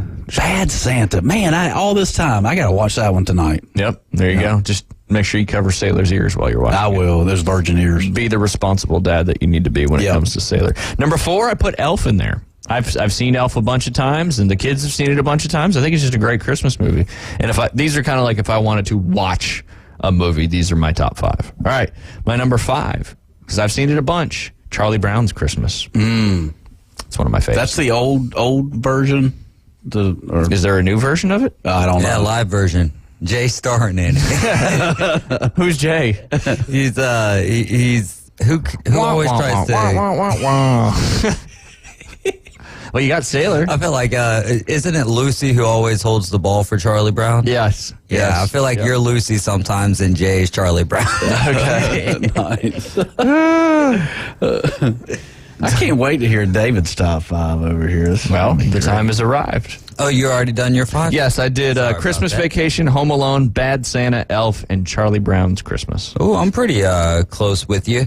So I got at number 5. There is a movie they used to have. They might still have it on ABC. They would do like 25 Days of Christmas or whatever, and it would just be like Christmas stuff on there all the time. There used to be a movie that would play on there called Christmas Every Day, and it's where they basically go through Christmas every day until the dude and the kid embraces like what the true meaning of Christmas is or whatever. So Christmas Every Day at number 5. Number 4 is a tie between A Christmas Story and Christmas Vacation because they're classics. And like Doc A said on Tuesday, the fact that they're on all the time, especially with A Christmas Story, kind of, waters it down a little. Waters it down a little bit. But number 3, I got the classic in Home Alone. Number 2, another classic in Will Ferrell and Elf. Yep. And then number 1, black and white, It's a Wonderful Life. Yeah. That was a staple growing up. And then we got Travis's top 5. He's got number 1, Christmas Vacation. Number 2, Grinch. Number 3, A Christmas Story. Number 4, Home Alone. And number 5, Rudolph for the Kids. Ooh, yeah, that's what I was talking about with the that was the clay motion or whatever. Yeah. And, Claymation. Yeah, Claymation, yeah. And the Abominable Snowman's in that one. It's a good one. It just, when you think of Christmas movies, it kind of like when you were watching them, does it take you back to the moments when you were a kid, watching them when you were a kid? Oh, yeah. Yeah. I haven't watched one in a while, so I don't know. Get back on the old choo-choo train. Miracle on 34th Street has not been talked about at all. No. That's one of the classics. And he just brought up the Choo Choo Train. What was that one movie? Polar Express. Polar Express with Tom Hanks. Yeah. There's another solid one. This I'll just run through this real quick. This is timeout.com. They do a lot of film rankings, and this is the Christmas rankings, the best 50 Christmas movies they had of all time. And I'm just going to go through it real quick. If there's anything that stands out and you want to put something on there. All 50 of them you're going through? I'm just going to go fast. I'm going to go make a cup of coffee. There you go. Jay, It's a Wonderful Life, 1946, number 1. Die Hard, 1988, number 2. Number 3, Gremlins. Nobody remembers the old Gremlins. That's I remember being scared watching Gremlins because that came out before I was born. Gremlins at number 3. Elf at number 4. That came out in 2003. The same year that Bad Santa came out in 2003 as well. 20 years since Bad Santa came out. Home Alone came out in 1990. Number 6. A Christmas Story, number 7. Edward Scissorhands came out in 1990. Number 8 on that one. And then we got The Snowman from 1982. Kiss Kiss Bang Bang from 2005. You ever see that? I didn't either. I don't know. Charlie Brown's Christmas, 1965. Batman Returns, 1992 with the Penguin. Was that Danny DeVito was the Penguin? Michelle Pfeiffer was Catwoman? Yeah. That was a good one. That was a good movie, that's for sure. Scrooge, 1998. You ever see that with Bill Murray? I did. Is that a good one? It's a good one. I don't think I've ever seen that one. 8 Women in 2001. The Chronicles of Narnia, The Lion, the Witch, and the Wardrobe in 2005, number 15. Miracle on 34th Street, 1947. You guys were referencing that one. That's why I jumped into this list. In Bruges, 2008. Don't know if I said that correctly, but don't know that one. The Shop Around the Corner from 1940. Carol from 2015. The Muppets Christmas Carol in 1992. Remember that one? Yeah, a little bit. I think the kids. I think Ryan watched that in school this week. Okay. Because they were reading the book A Christmas Carol. So I don't know. I think they might have watched the original one. I don't know. I hope Ernest Saves Christmas is coming up. It might be. The Nightmare Before Christmas. Forget about that one. Tim Burton, 1993. Bridget Jones' Diary, one of Jay's staples there. You've Got Mail, 1998 with Tom Hanks. Trading Places in 1983. Arthur Christmas in 2011. A Christmas Carol, the 1938 version, completely black and white on that one. Holiday Inn, 1942. I know you remember that one. Die Hard 2, hitting number 28 on the list here in 1990. While You Were Sleeping in 1995. Do you remember that one? I don't remember that one. I don't remember a lot of these. Christmas Evil in 1980. That was the year you came to the world. Sure right? was. So I probably don't remember that one. No. About a Boy in 2002. Meet Me in St. Louis from 1994. See, this is where they dropped this one down pretty far. National Lampoon's Christmas Vacation 33 on this particular list. And it's kind of like Davis. I mean, they play the heck out of it. It is Babes in Toyland. I remember that one because my parents used to watch that one. We'd watch that right around Christmas. I remember I found it fairly boring, but classic Christmas movie. Mickey's Christmas Carol from 1983, A Christmas Tale 2008, White Christmas 1954, Claus in 2009, that's an animated one there, Krampus from 2015, somewhat modern movie there, and then A Rare Exports, A Christmas Tale from 2010, Lethal Weapon 1987. Remember Lethal Weapon? I do.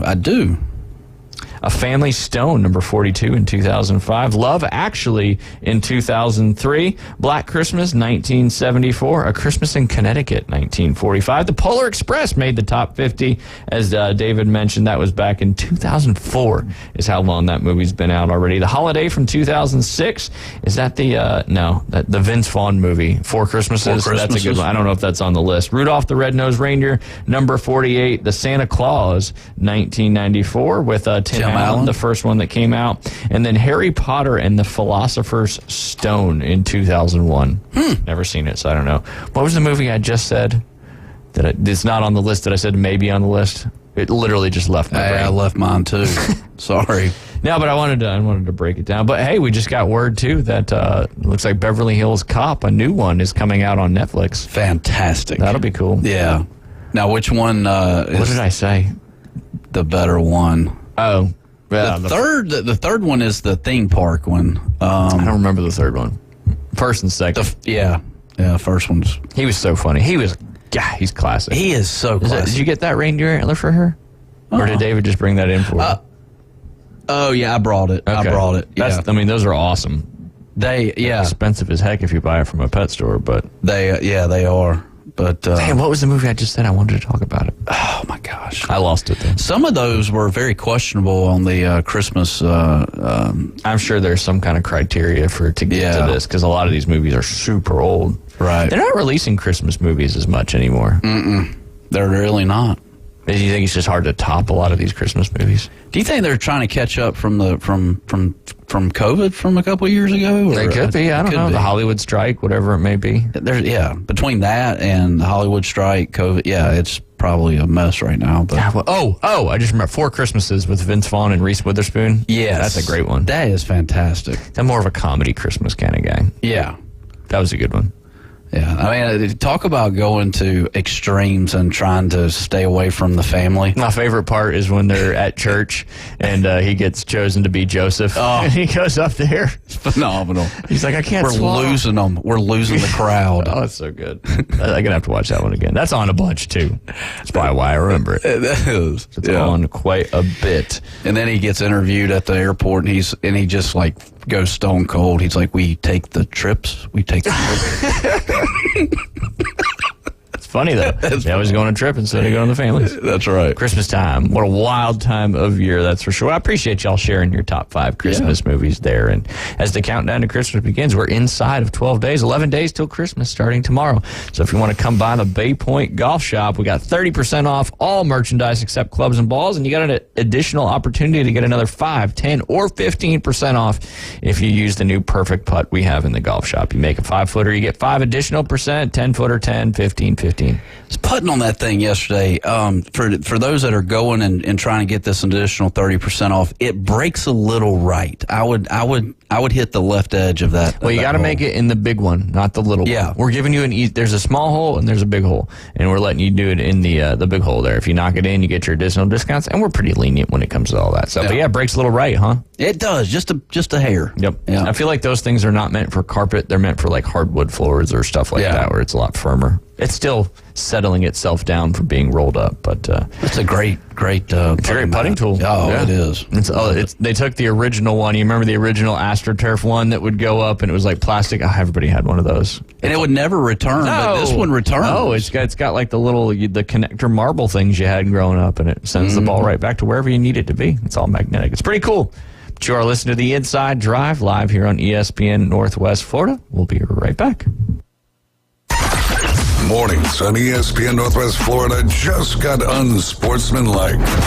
If there's multiple urinals, do not go next to me. Yeah, that's the problem. If there's 5 urinals, 1, 3, and 5. Then you fill in 2 and 4. Where do you go if you're the first one in? I go to 5. I go all the way at the end. That 5. All the way to the end. Then the next person has to go to 1. The next person 3. Yeah. Then you go to 2 and 4. There's a certain level of etiquette that you have 100%. at the urinal. Yeah, absolutely. There's correct. a workflow here.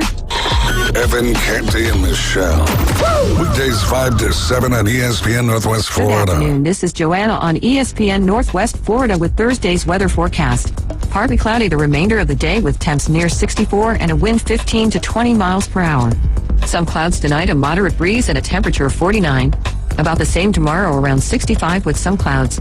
Quite warm with a high around 63 and overcast in the morning, followed by very heavy rain Saturday.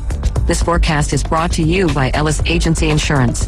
Thank you for keeping that dial on ESPN Northwest Florida. Rely on it. Hi, folks. It's Tracy from Tracy's Fine Jewelry. Santa called and he asked me to help everyone get ready for Christmas and avoid the stress and rush. So we've stocked the store with all of our favorite pieces of gold jewelry, chains, bracelets, pendants, and earrings. Whatever you're looking for, Tracy's Fine Jewelry has the largest selection and the best prices in town. Looking for a curb chain for Dad? Tracy's has it. A gold cross for your sister? Tracy's has it. Even those white gold hoop earrings? Yep, that's right, folks. Tracy's has it. So shop where Santa shops. Tracy's Fine Jewelry inside Coin and Bullion Reserves.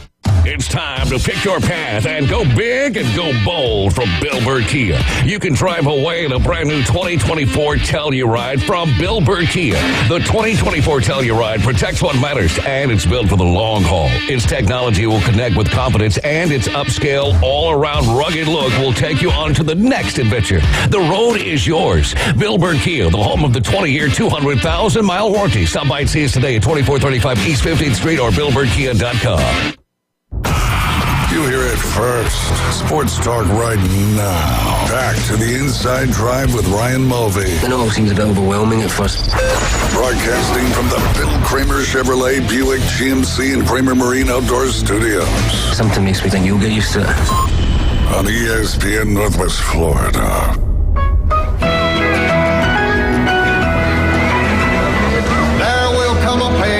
And welcome back. You're listening to Inside Drive live here on ESPN Northwest Florida. Last time you brought her, she slept the whole time.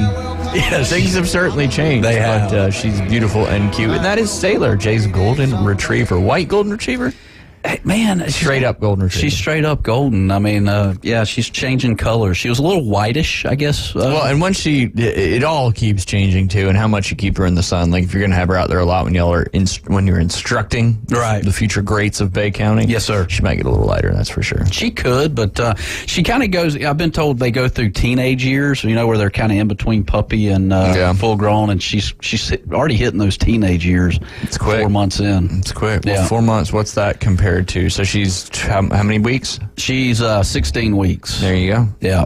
In her 16th week or in her 17th week? She is in her 16th week. Okay, so there's 52 weeks. So yeah, she's basically, I don't know. We share the same birthday. Which I know, it's wild. It's wild, man. It's so You'll wild. never forget her birthday. I will Unless you not. forget your own. Right. Which I would put past you, but it happened for the first time to me the other day. Somebody asked me how old I was, Ryan, and I fumbled on it. I said I was 42, and I'm 43, and I'm like, oh, there's a senior moment. That's okay. It gets to a certain point where it really doesn't matter. I've been doing that since I think I turned 21. Okay. I think I'm Good to know. Good. somewhere between 35 and 40. I don't know. It's somewhere in there. Does it really matter how old I am to you? It doesn't. Sailor.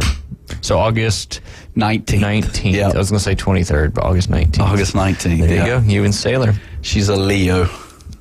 Leos. You're a Leo too? Mm-hmm. Leaders, lions. Supposedly the king of the jungle, but I mean, the lion is the king of the jungle. Something like that.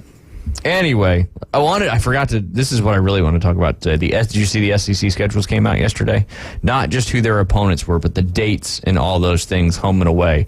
But it's also who's coming to the conference for the first time?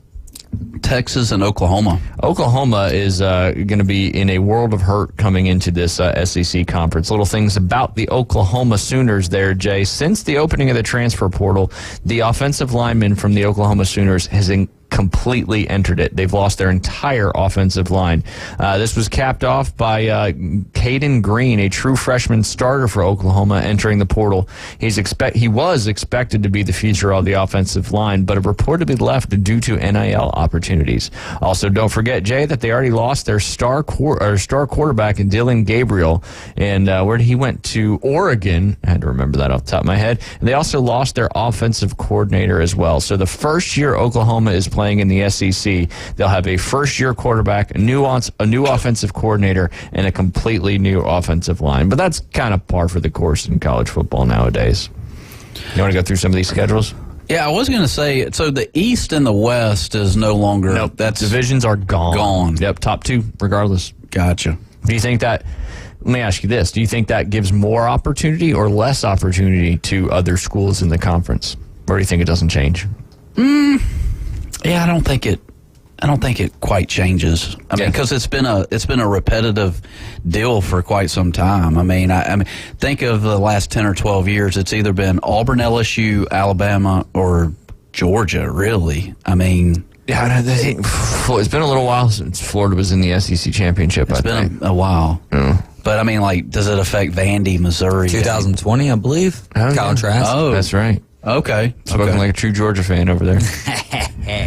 Yeah, no, I mean, I don't think it changes anything. You still got the top six, I think, competing for everything. But, depending on their schedules may make it a little easier and a little different because, there's staples on these schedules. And it looks like they've done a good job keeping some of those big-time rivalries alive. And we knew they were going to be, but now it's the official schedule has been released. Where do you want to start? Team-wise? Yeah, we don't have to go through every team, but we'll go through some of your teams that you want to. Let's go. Let's start with Alabama. Okay, well, that's good because it's first in the alphabet, so it's first on this list. They start with those old Hilltoppers of Western Kentucky, then they play South Florida again, this time at home. That was a little home and home that Alabama had with South Florida there.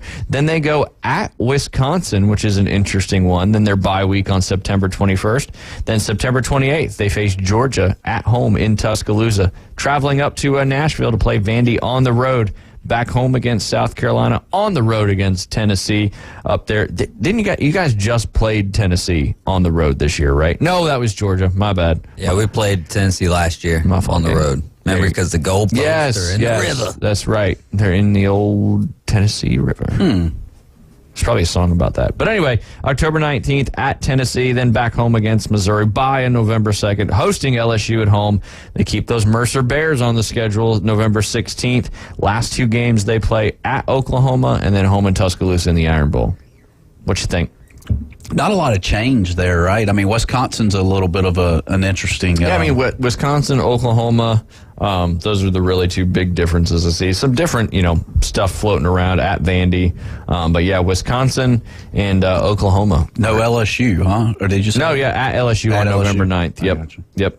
Yeah, so they're still, if you break it down, they're just not playing every team in their division like they used to because the division is gone. But teams that would have been in the division, they're still playing LSU, Auburn, and that's it. No Mississippi State, no Ole Miss, no Texas A&M, none of that. Where do you want to go next? Oh, let's go Georgia. Let's do Georgia. Georgia, huh? Clemson in Atlanta to start the season versus Tennessee Tech at home at Kentucky week 3. Then they're on a bye. Then they play Alabama, which that game's already been given a time at 7:30 p.m. on ABC/ESPN. That's on the Eastern time zone. That's at Alabama, and then they come back versus Auburn. Then at home Auburn, at home Mississippi State, and then they go to Texas on October 19th. That's a big one. Then they got their bye week like they always do, and then they play who over there in Jacksonville, Florida, the Florida Gators. Then they travel to Ole Miss, back at home against Tennessee, UMass on the 23rd, and then of course they finish with their rival, Georgia Tech. There you go. So a more intense schedule for Georgia this year. Would you agree? I mean, I would say. Probably the big swap there is you're adding Texas on the schedule. Yeah, and that you're traveling to Austin for that one. So yeah, I think it's a little bit more difficult than this past year. Although the schedule started getting more difficult as a lot of your teams on the back end started playing a little bit better. But you see, I mean, you got to go to Ole Miss. They're going to be good. Yep. You're home against Auburn. You're home against Mississippi State. You're at Kentucky, at Alabama, at Texas. So, yeah, I mean, I think your schedule is definitely a lot tougher than it was this past year. All right, where do you want to go now? Let's go your Auburn Tigers. The Auburn Tigers.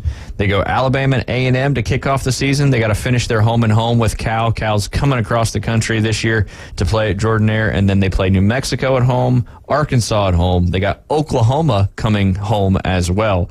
So they start the season with 5 straight home games. Then they travel over there just across the road down I-20 right there to Athens, Georgia, to take on the Georgia Bulldogs in Sanford Stadium. I was drawing a blank there. Then they go 5 games at home, then they go at Georgia, bye, at Missouri, at Kentucky, home against Vandy, another bye, then they play ULM, and then they keep A&M and Alabama on the schedule, finishing those last 2 weeks.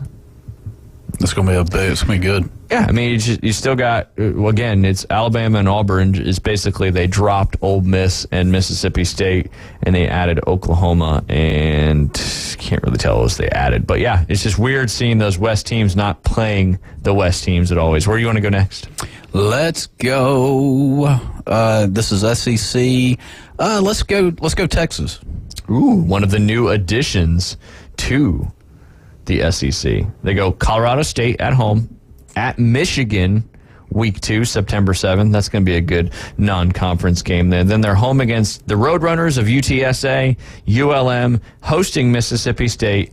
Then they have a bye week. They're keeping the Red River rivalry or shootout, whatever the heck we're calling it now, in Dallas versus Oklahoma. Then they have Georgia at home, on the road against Vandy. Got a bye week. Then they go home against Florida, at Arkansas, home against Kentucky, and bringing back the rivalry at Texas A&M to end the season there. Because who do they normally play the last game of the season in rivalry week? It's not Tech, right? No. I can't think of it. I was looking at David, but I think he's prepping for something. Who does Texas normally play during rivalry week at the end of the year? Well, this last year they played Texas Tech. But their rivalry game is obviously Oklahoma. Yeah. I mean, you have a few of those, like, Auburn and Georgia doesn't play at the end of the year.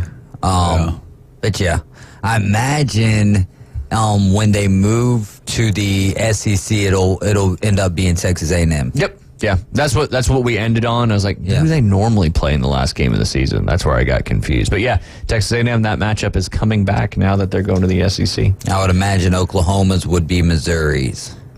At LSU. Oh, that's what the final game of the year is going to be for them? We'll go through Oklahoma since David brought it up. They're at home, Temple, at home, Houston, at home, Tulane, at home, Tennessee.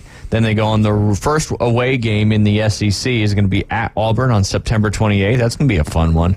Then they got a bye week. Then they're home, or not home. Then they're in Dallas versus Texas for that Red River rivalry. Then they're home against South Carolina, at Ole Miss, home versus Maine, at Missouri, then their bye week, and then they host Alabama, and then they end their first SEC season at LSU. Ooh. There's some good matchups in these schedules that are going to be pretty exciting. It's a long way away, but schedules were just released yesterday. All right, who do you want to go? How about Gator Nation? Gator Nation. They are starting at home against a Florida school not in the conference. Who is it? USF? UCF? Nope. Power 5 or Power 4, whatever we're calling it. Oh. Florida State. Who's the other big one? Miami? Yes. Yeah. They're home against Miami to open up their 2024 campaign. Then they're still at home against the Sanford Bulldogs and still at home versus Texas A&M. That's a new matchup. No, it's not a new matchup. And then you got at Mississippi State, bye week, UCF at home, at Tennessee, home against Kentucky, bye week, and then what happens after that bye week? Georgia Bulldogs there in Jacksonville, and then they go on the road at Texas. Then they host LSU, host Ole Miss, and then they keep the rivalry alive at Florida State over there in Tallahassee for the next year coming up. We've covered most of anybody. We haven't done Arkansas. We haven't done Kentucky. Let's do LSU, one of the other big ones. They're going to play USC, not not South Carolina, Southern Cal in Las Vegas to open up the season next year. That'll be at Allegiant Stadium. And then they play Nicholls at home, Nicholls State. Then they travel to South Carolina, host UCLA, host South Alabama. They have a bye week. Then they host Ole Miss. Then they're at Arkansas, at Texas A&M, bye week. Then they host Alabama, at Florida, host Vanderbilt, end the season hosting Oklahoma. It looks like these schedules, like kind of looking at it, you seem to have longer stretches of home games in a row and away games in a row. Are you getting that same vibe, Jack? I do. I don't know if that's good, bad, or indifferent, or whatever it may be. You want to hit one more? Yeah, I was going to ask for the prediction of the SEC championship for next year, but I know it's kind of still a little too early. It's still a little too early, but who do you think? Oh, man. I mean, there's no East-West anymore, so it could be anyone. That's kind of the cool part. But like we said earlier, you said it didn't matter. With the divisions no longer being, it's probably still going to be the same usual suspects. Give me a obvious prediction and then give me a bold prediction. Obvious prediction, I say Alabama, Texas. And I feel like that there's already a rivalry there, I think. No, it's been formed over the last couple years. It has been formed. So I go Alabama, Texas being the obvious. Which I was going to say Alabama, Georgia being the obvious, but I like that. Alabama, Texas. Alabama, Texas. It's going to be wild next year. It is. It's going to be wild. Here's what I would like to see. I would like to see Georgia come back and get a little revenge on Alabama. There you go. So that would be not my obvious, but my hope, my that's wish one list. you'd like to see. Wish list. All right, there you go. How about you?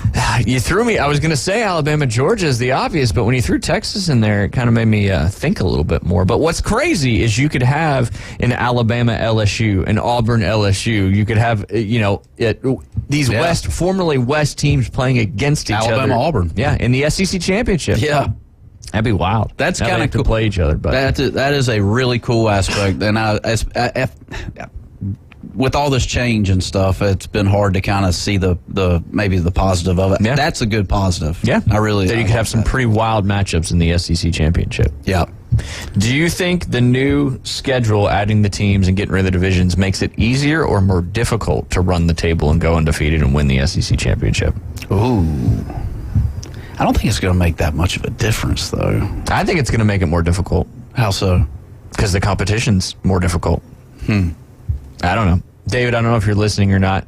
Do you think that the new SEC schedule, adding the two teams and no longer divisions, do you think that makes it more difficult or the same or easier to run the table undefeated and win an SEC championship? All of the above. No, I mean, I think that it makes it more difficult, right? Because it makes it more difficult for a team like Georgia, right? Where you make the assumption that the East is a little bit easier, or has been easier this year for Georgia. And it might make it a little bit more, it makes it more difficult all the way through and through for everyone. I mean, Vanderbilt has no shot now. Yeah. Relegate them. Yeah. But then to the ACC. Sorry, Vandy. We'll trade Florida State for Vandy. Yeah. I make it. It's going to take some of your lower level, like your teams that don't win a lot in the SEC. They're going to be out of the picture so much more quickly. Exactly. I think so. Because you think about it. I mean, I don't know how many teams we're talking about now in the SEC. 14. Is there 14? Yeah. I mean, you go 0-3 quick in that conference, and yeah. I mean, which is kind of what happens anyway, right? Yeah, but we're not beating each other up in East-West. It's still 8 SEC games, though, I'm pretty sure. They haven't added that 9th SEC game yet. Right. Nick spoke and said no 9, so everybody's like, okay. Yeah. Yeah, it's going to be interesting. I mean, and this is not the only conference this is just the first conference to release their official schedules out of the new, with the Big Ten. They've got a lot more teams now, no more conferences, all that good stuff. When we get back, we're going to have to blow through the rest of these bowl games. Okay. We can make that happen. You're listening to The Inside Drive live here on ESPN Northwest Florida. Take ESPN Northwest Florida with you everywhere you go. Anytime, any place, anywhere. The Sports talk and live play-by-play doesn't have to end when you get out of the car. The ESPN Northwest Florida app streams your favorite sports talk hosts and the biggest games in ultra-high fidelity. This is of utmost importance in travel. Take the sports talk monster with you anywhere you go. Available for Android and iPhone. Use it anywhere or any place.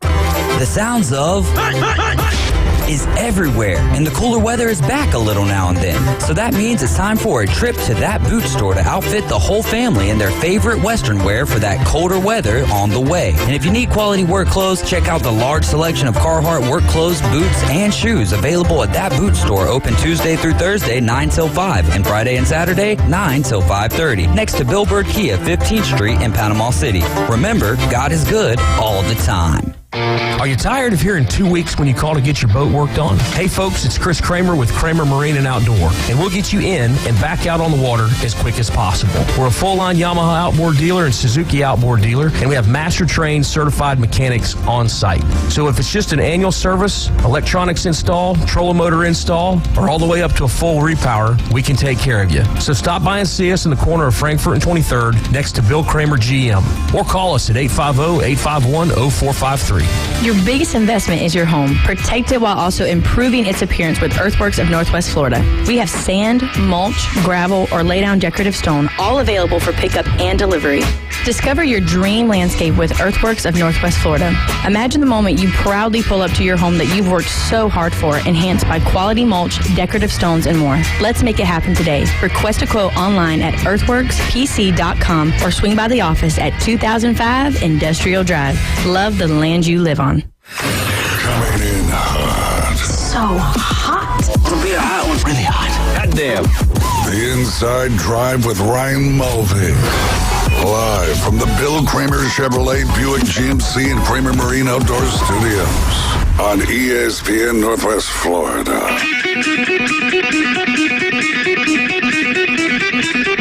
And welcome back. I was going to let it go, Jay, but we don't have that kind of time tonight. You're listening to Inside Drive live here on ESPN Northwest Florida.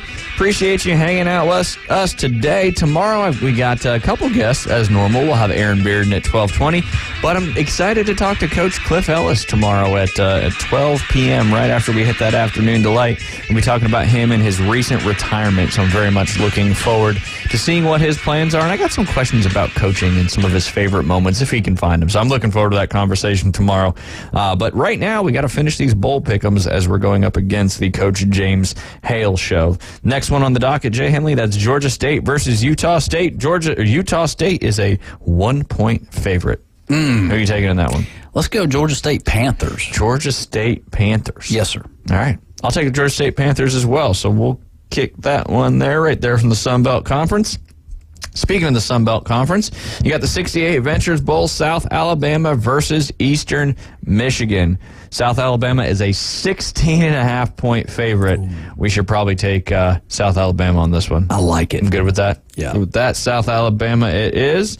Next, we were talking about them earlier, and that's the SRS Distribution Las Vegas Bowl, Utah versus Northwestern.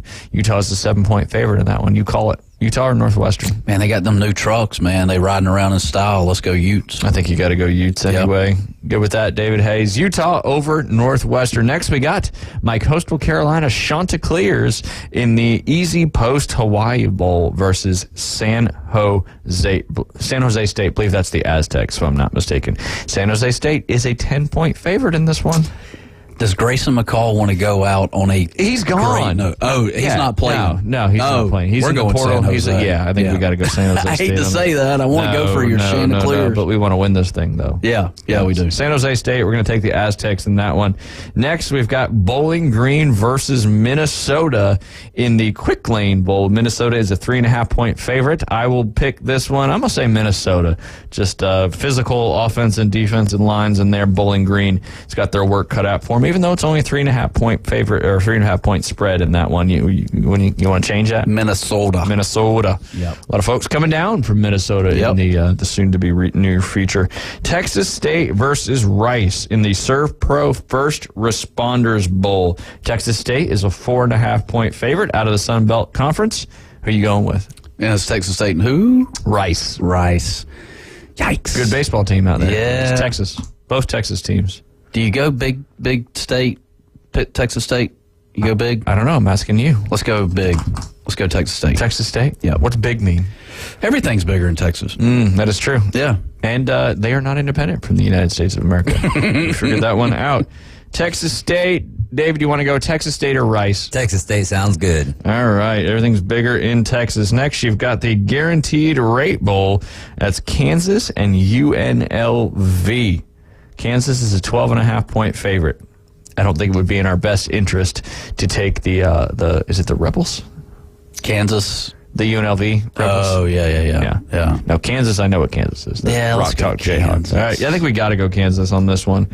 That might be an upset. You never know. Virginia Tech versus Tulane in the Military Bowl. Virginia Tech is a 7.5-point favorite, basically because all of Tulane's team that was doing so well is either transferred or they declaring. So that's where it gets a little tricky with the bowls. On paper, if this was a middle of the season game, I don't think you can't not pick Tulane.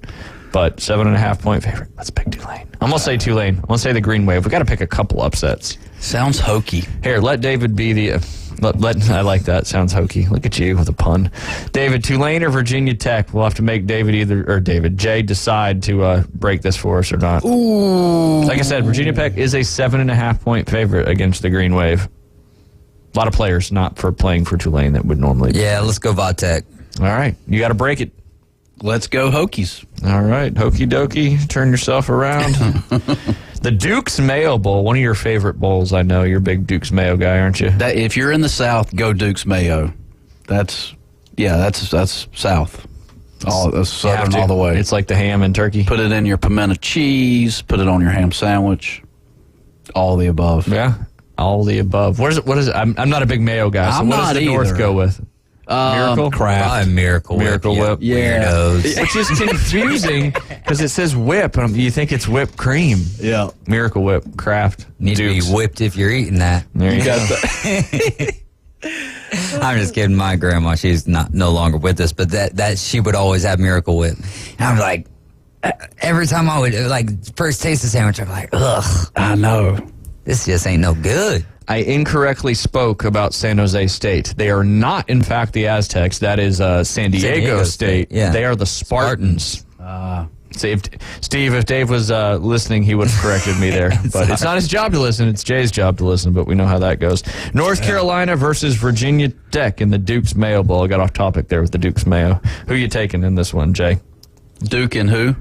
West Virginia. I think I said Virginia Tech. Yeah, West Virginia. West Virginia is a 6.5-point favorite over the Drake Mayless North Carolina Tar Heels. You got, coal miners, man. They win every time. Let's go West Virginia. Not every time, but I'm good with that. They won 8 out of 12 times this year. I'll go with Jay as well on this. 75% winning percentage there. Not too bad. 0.750.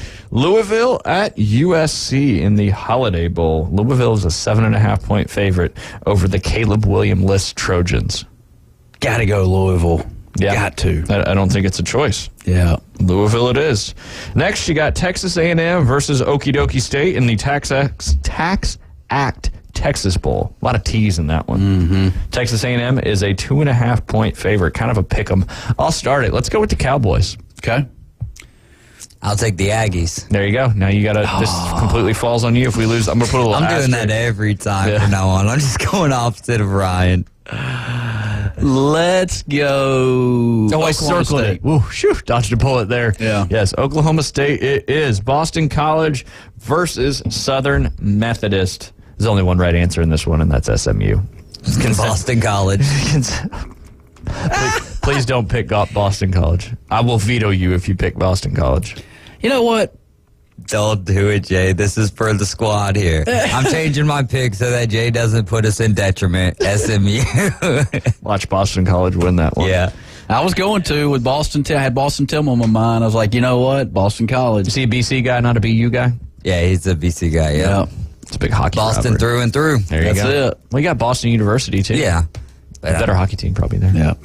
I don't know. Anyway, NC State versus Kansas State in the Bad Boy... Nope, I skipped one. Bad Boy Mowers Pinstripe Bowl right there at Yankee Stadium. It's Rutgers versus Miami. The U, not Ohio. Let's see who's favored. Miami by 1. I lost my spot. Miami by 1 on ESPN. Yeah. What happened? What was the last game? Louisville? No, I hit the up arrow. No. You're on track. You had SMU Boston College was a previous game. TheLines.com is not following this here. So Rutgers, Miami, you said Miami's a 1-point favorite. Mm-hmm. I mean, is Rutgers, that's a kind of a home game for them up there? Is that where Rutgers is? Yeah, kind of. Yeah, I mean, it's, from New Brunswick, New Jersey to Yankee Stadium is going to take you about 2 hours. But as the crow flies, it's probably only like 20 miles. Let's go Rutgers. I'm cool with that. I can get behind Rutgers. Yeah, absolutely. All right, Kansas State or NC State versus Kansas State in the Pop-Tarts Bowl. This Pop-Tarts better have some frosting on them, Jay Henley. Yeah, we talked about that. Who you taking in this one? Oh, man. Can Grayson McCall play in that one yet? -3. -3 Kansas State is over NC State. Let's go NC State. NC State taking the Wolfpack? I'll go K-State, so now it's on you. Okay, well, I was going to do the same exact thing there. Let's go Kansas State. All right, Kansas State it is. All right, we're going to have to go a little bit faster here, Jay. Arizona at Oklahoma in the Valero Alamo Bowl. We're getting to it where the spread may not have to influence as much. Let's go Sonos. Arizona. I like Arizona, too. I think Arizona cares more about this. They're one of the hottest teams to finish out the season. Clemson versus Kentucky. I'm going to say Kentucky in this one. I like that. I do. I like Kentucky. I like Clemson, but it doesn't matter. All right, he picks Clemson, I pick Kentucky. Who are you going with? He had Kentucky. Yeah, I'll go Kentucky. Clemson's only a 5-point favorite in that one. All right, Kentucky it is. SEC homers. I bet Coach will try to push for Kentucky in that one, too. Notre Dame at Oregon State. Oregon State is a 6.5-point underdog in that one. Notre Dame's got almost the full touchdown line in that one. That's a tough one to pick. Yeah. Because everybody's not playing that were on their teams pretty much. Putting on for the Pac-2, Oregon State. Yeah, let's go Beavers. We'll take the we talked about them all year. We have. We're big fans of the Oregon State team up there. Yes, we are. Memphis versus Iowa State. Iowa State's an 8.5-point favorite against Memphis. Iowa State. Yep, Cyclones. Bingo. Missouri versus Ohio State. Now we're getting into it here. Oh, boy. Let's go Ohio State. The Buckeyes will be dealing with misery after they lose to Missouri. Ooh, the pressure's on me. All right, this could come. I'm gonna go with the Missouri Tigers as well. Just to you got to imagine with 2 Buckeyes in the other pick that they're going to take Ohio State in that one. So that could give us a chance or put us further in a hole. Ole Miss versus Penn State. I will take the Rebels. Or the Rebels. I agree with Jay. There you go. Ole Miss it is. Auburn versus Maryland. I'll start that one, Auburn. Because I think they're on the up and up. Well, I mean, there's not a ton of guys that are going to be gone, so. Yeah. Auburn. I'll go Auburn. Did you hear that beeping? Or is that just me? I kind of hear it. Okay. There might be something back here. Okay. Anyway, sorry, I got distracted by the Could be Sailor. She's beeping. Almost sounded like one of those emergency services thing. The Navy base was doing that right as we had 11. Oh. It was a... Well, it's almost 1. Yeah. Okay, go quickly. Auburn, Maryland. Auburn. I ain't saying it. Y'all already said it. Florida State, Georgia. Georgia. Georgia. Yeah. That one's so wonky because there's so many people not playing. But it's still going to be a big game. All right. I really hope Florida. It would be awesome for Florida State if they won this one. Yep. And then also it would make them a little bit more mad as well. Yeah, exactly. It's kind of a catch-22. All right, Toledo versus Wyoming. Man. Wyoming's a 3-point favorite if that helps you. Let's go Wyoming. You are a Buffalo Bills fan. That's where Josh Allen came from. Yep. I'll take Toledo. Dang it. I was going to do the same thing. Well, that's good then. So we're taking Toledo. Toledo it is. All right, Wisconsin versus LSU. LSU is an 8.5-point favorite down there in Raymond James Stadium for the ReliaQuest Bowl. You got to go with the Bengals. Bayou Bengals, yeah. Give me the Heisman winner. He bailed him out there. Were you talking about the Bayou Bengals? Yeah, the Bayou Bengals. Good. Yeah. LSU it is. All right, Iowa versus Tennessee in the Cheez-It Citrus Bowl. Tennessee. Tennessee it is. This game's going to be like 8-4. Yeah. All right, Oregon versus Liberty. Oregon. Take Oregon. I was hoping you were going to do Liberty. Just for fun. I mean, 17.5 points, it wouldn't be the right decision. But, all right, the playoff games. Michigan versus Alabama. We'll let David go first in this one, as he is the resident Alabama fan. No, I think Alabama's going to take care of business in this game. I think Michigan's going to be chasing after Jalen Milroe a lot. I think it'll be closer than maybe what a lot of Alabama fans are anticipating here. But, I think the speed's going to be the biggest separator between this game. And I like Bama by 4. You go next, because I already got my name or my pick. And if you pick it, then it doesn't matter. If you don't, I break it anyway. Row Tide. Row Tide. I was going to go with Alabama as well. The last one, Washington versus Texas. I'll start. All right. Texas. Okay. I want to see an Alabama-Texas rematch, so I got to go with Texas. I think Washington wins this game, but there you go. We've got we Bama come back Texas. to it, we lose. It's our fault. You taking the over or the under tonight, Jay Henley, in a game that features backup quarterbacks? I think it's 34.5. Yeah, 34.5 Chargers, Raiders tonight. Over, under. Oh, is this in Las Vegas? It is in Las Vegas. Raiders. I got to take the under. Got to take the under, right? Yeah. Aiden O'Connell versus whoever the heck their backup quarterback is in Los Angeles. Easton Stick. That's the Stick guy. Unbelievable. Yeah, you got to take the over, right? Yep. Okay, we'll leave it with that. Take the under tonight. I said over. Take the under tonight in the big-time Thursday night game. That will be interesting. It'll either be really low scoring or somehow they'll just each ball out on each other. But both teams have good defenses, so we'll see what happens. You're listening to The Inside Drive. We'll be back tomorrow. Excited to talk to Coach Cliff Ellis and then Aaron Bearden at 12:20. Appreciate you guys tuning in. Afternoon Underdogs coming up at 4 p.m. Team Dynasty takes the field against the Titans. Big-time, difficult matchup for us, but we're looking forward to it at 6:45. Y'all take care. We'll see you tomorrow.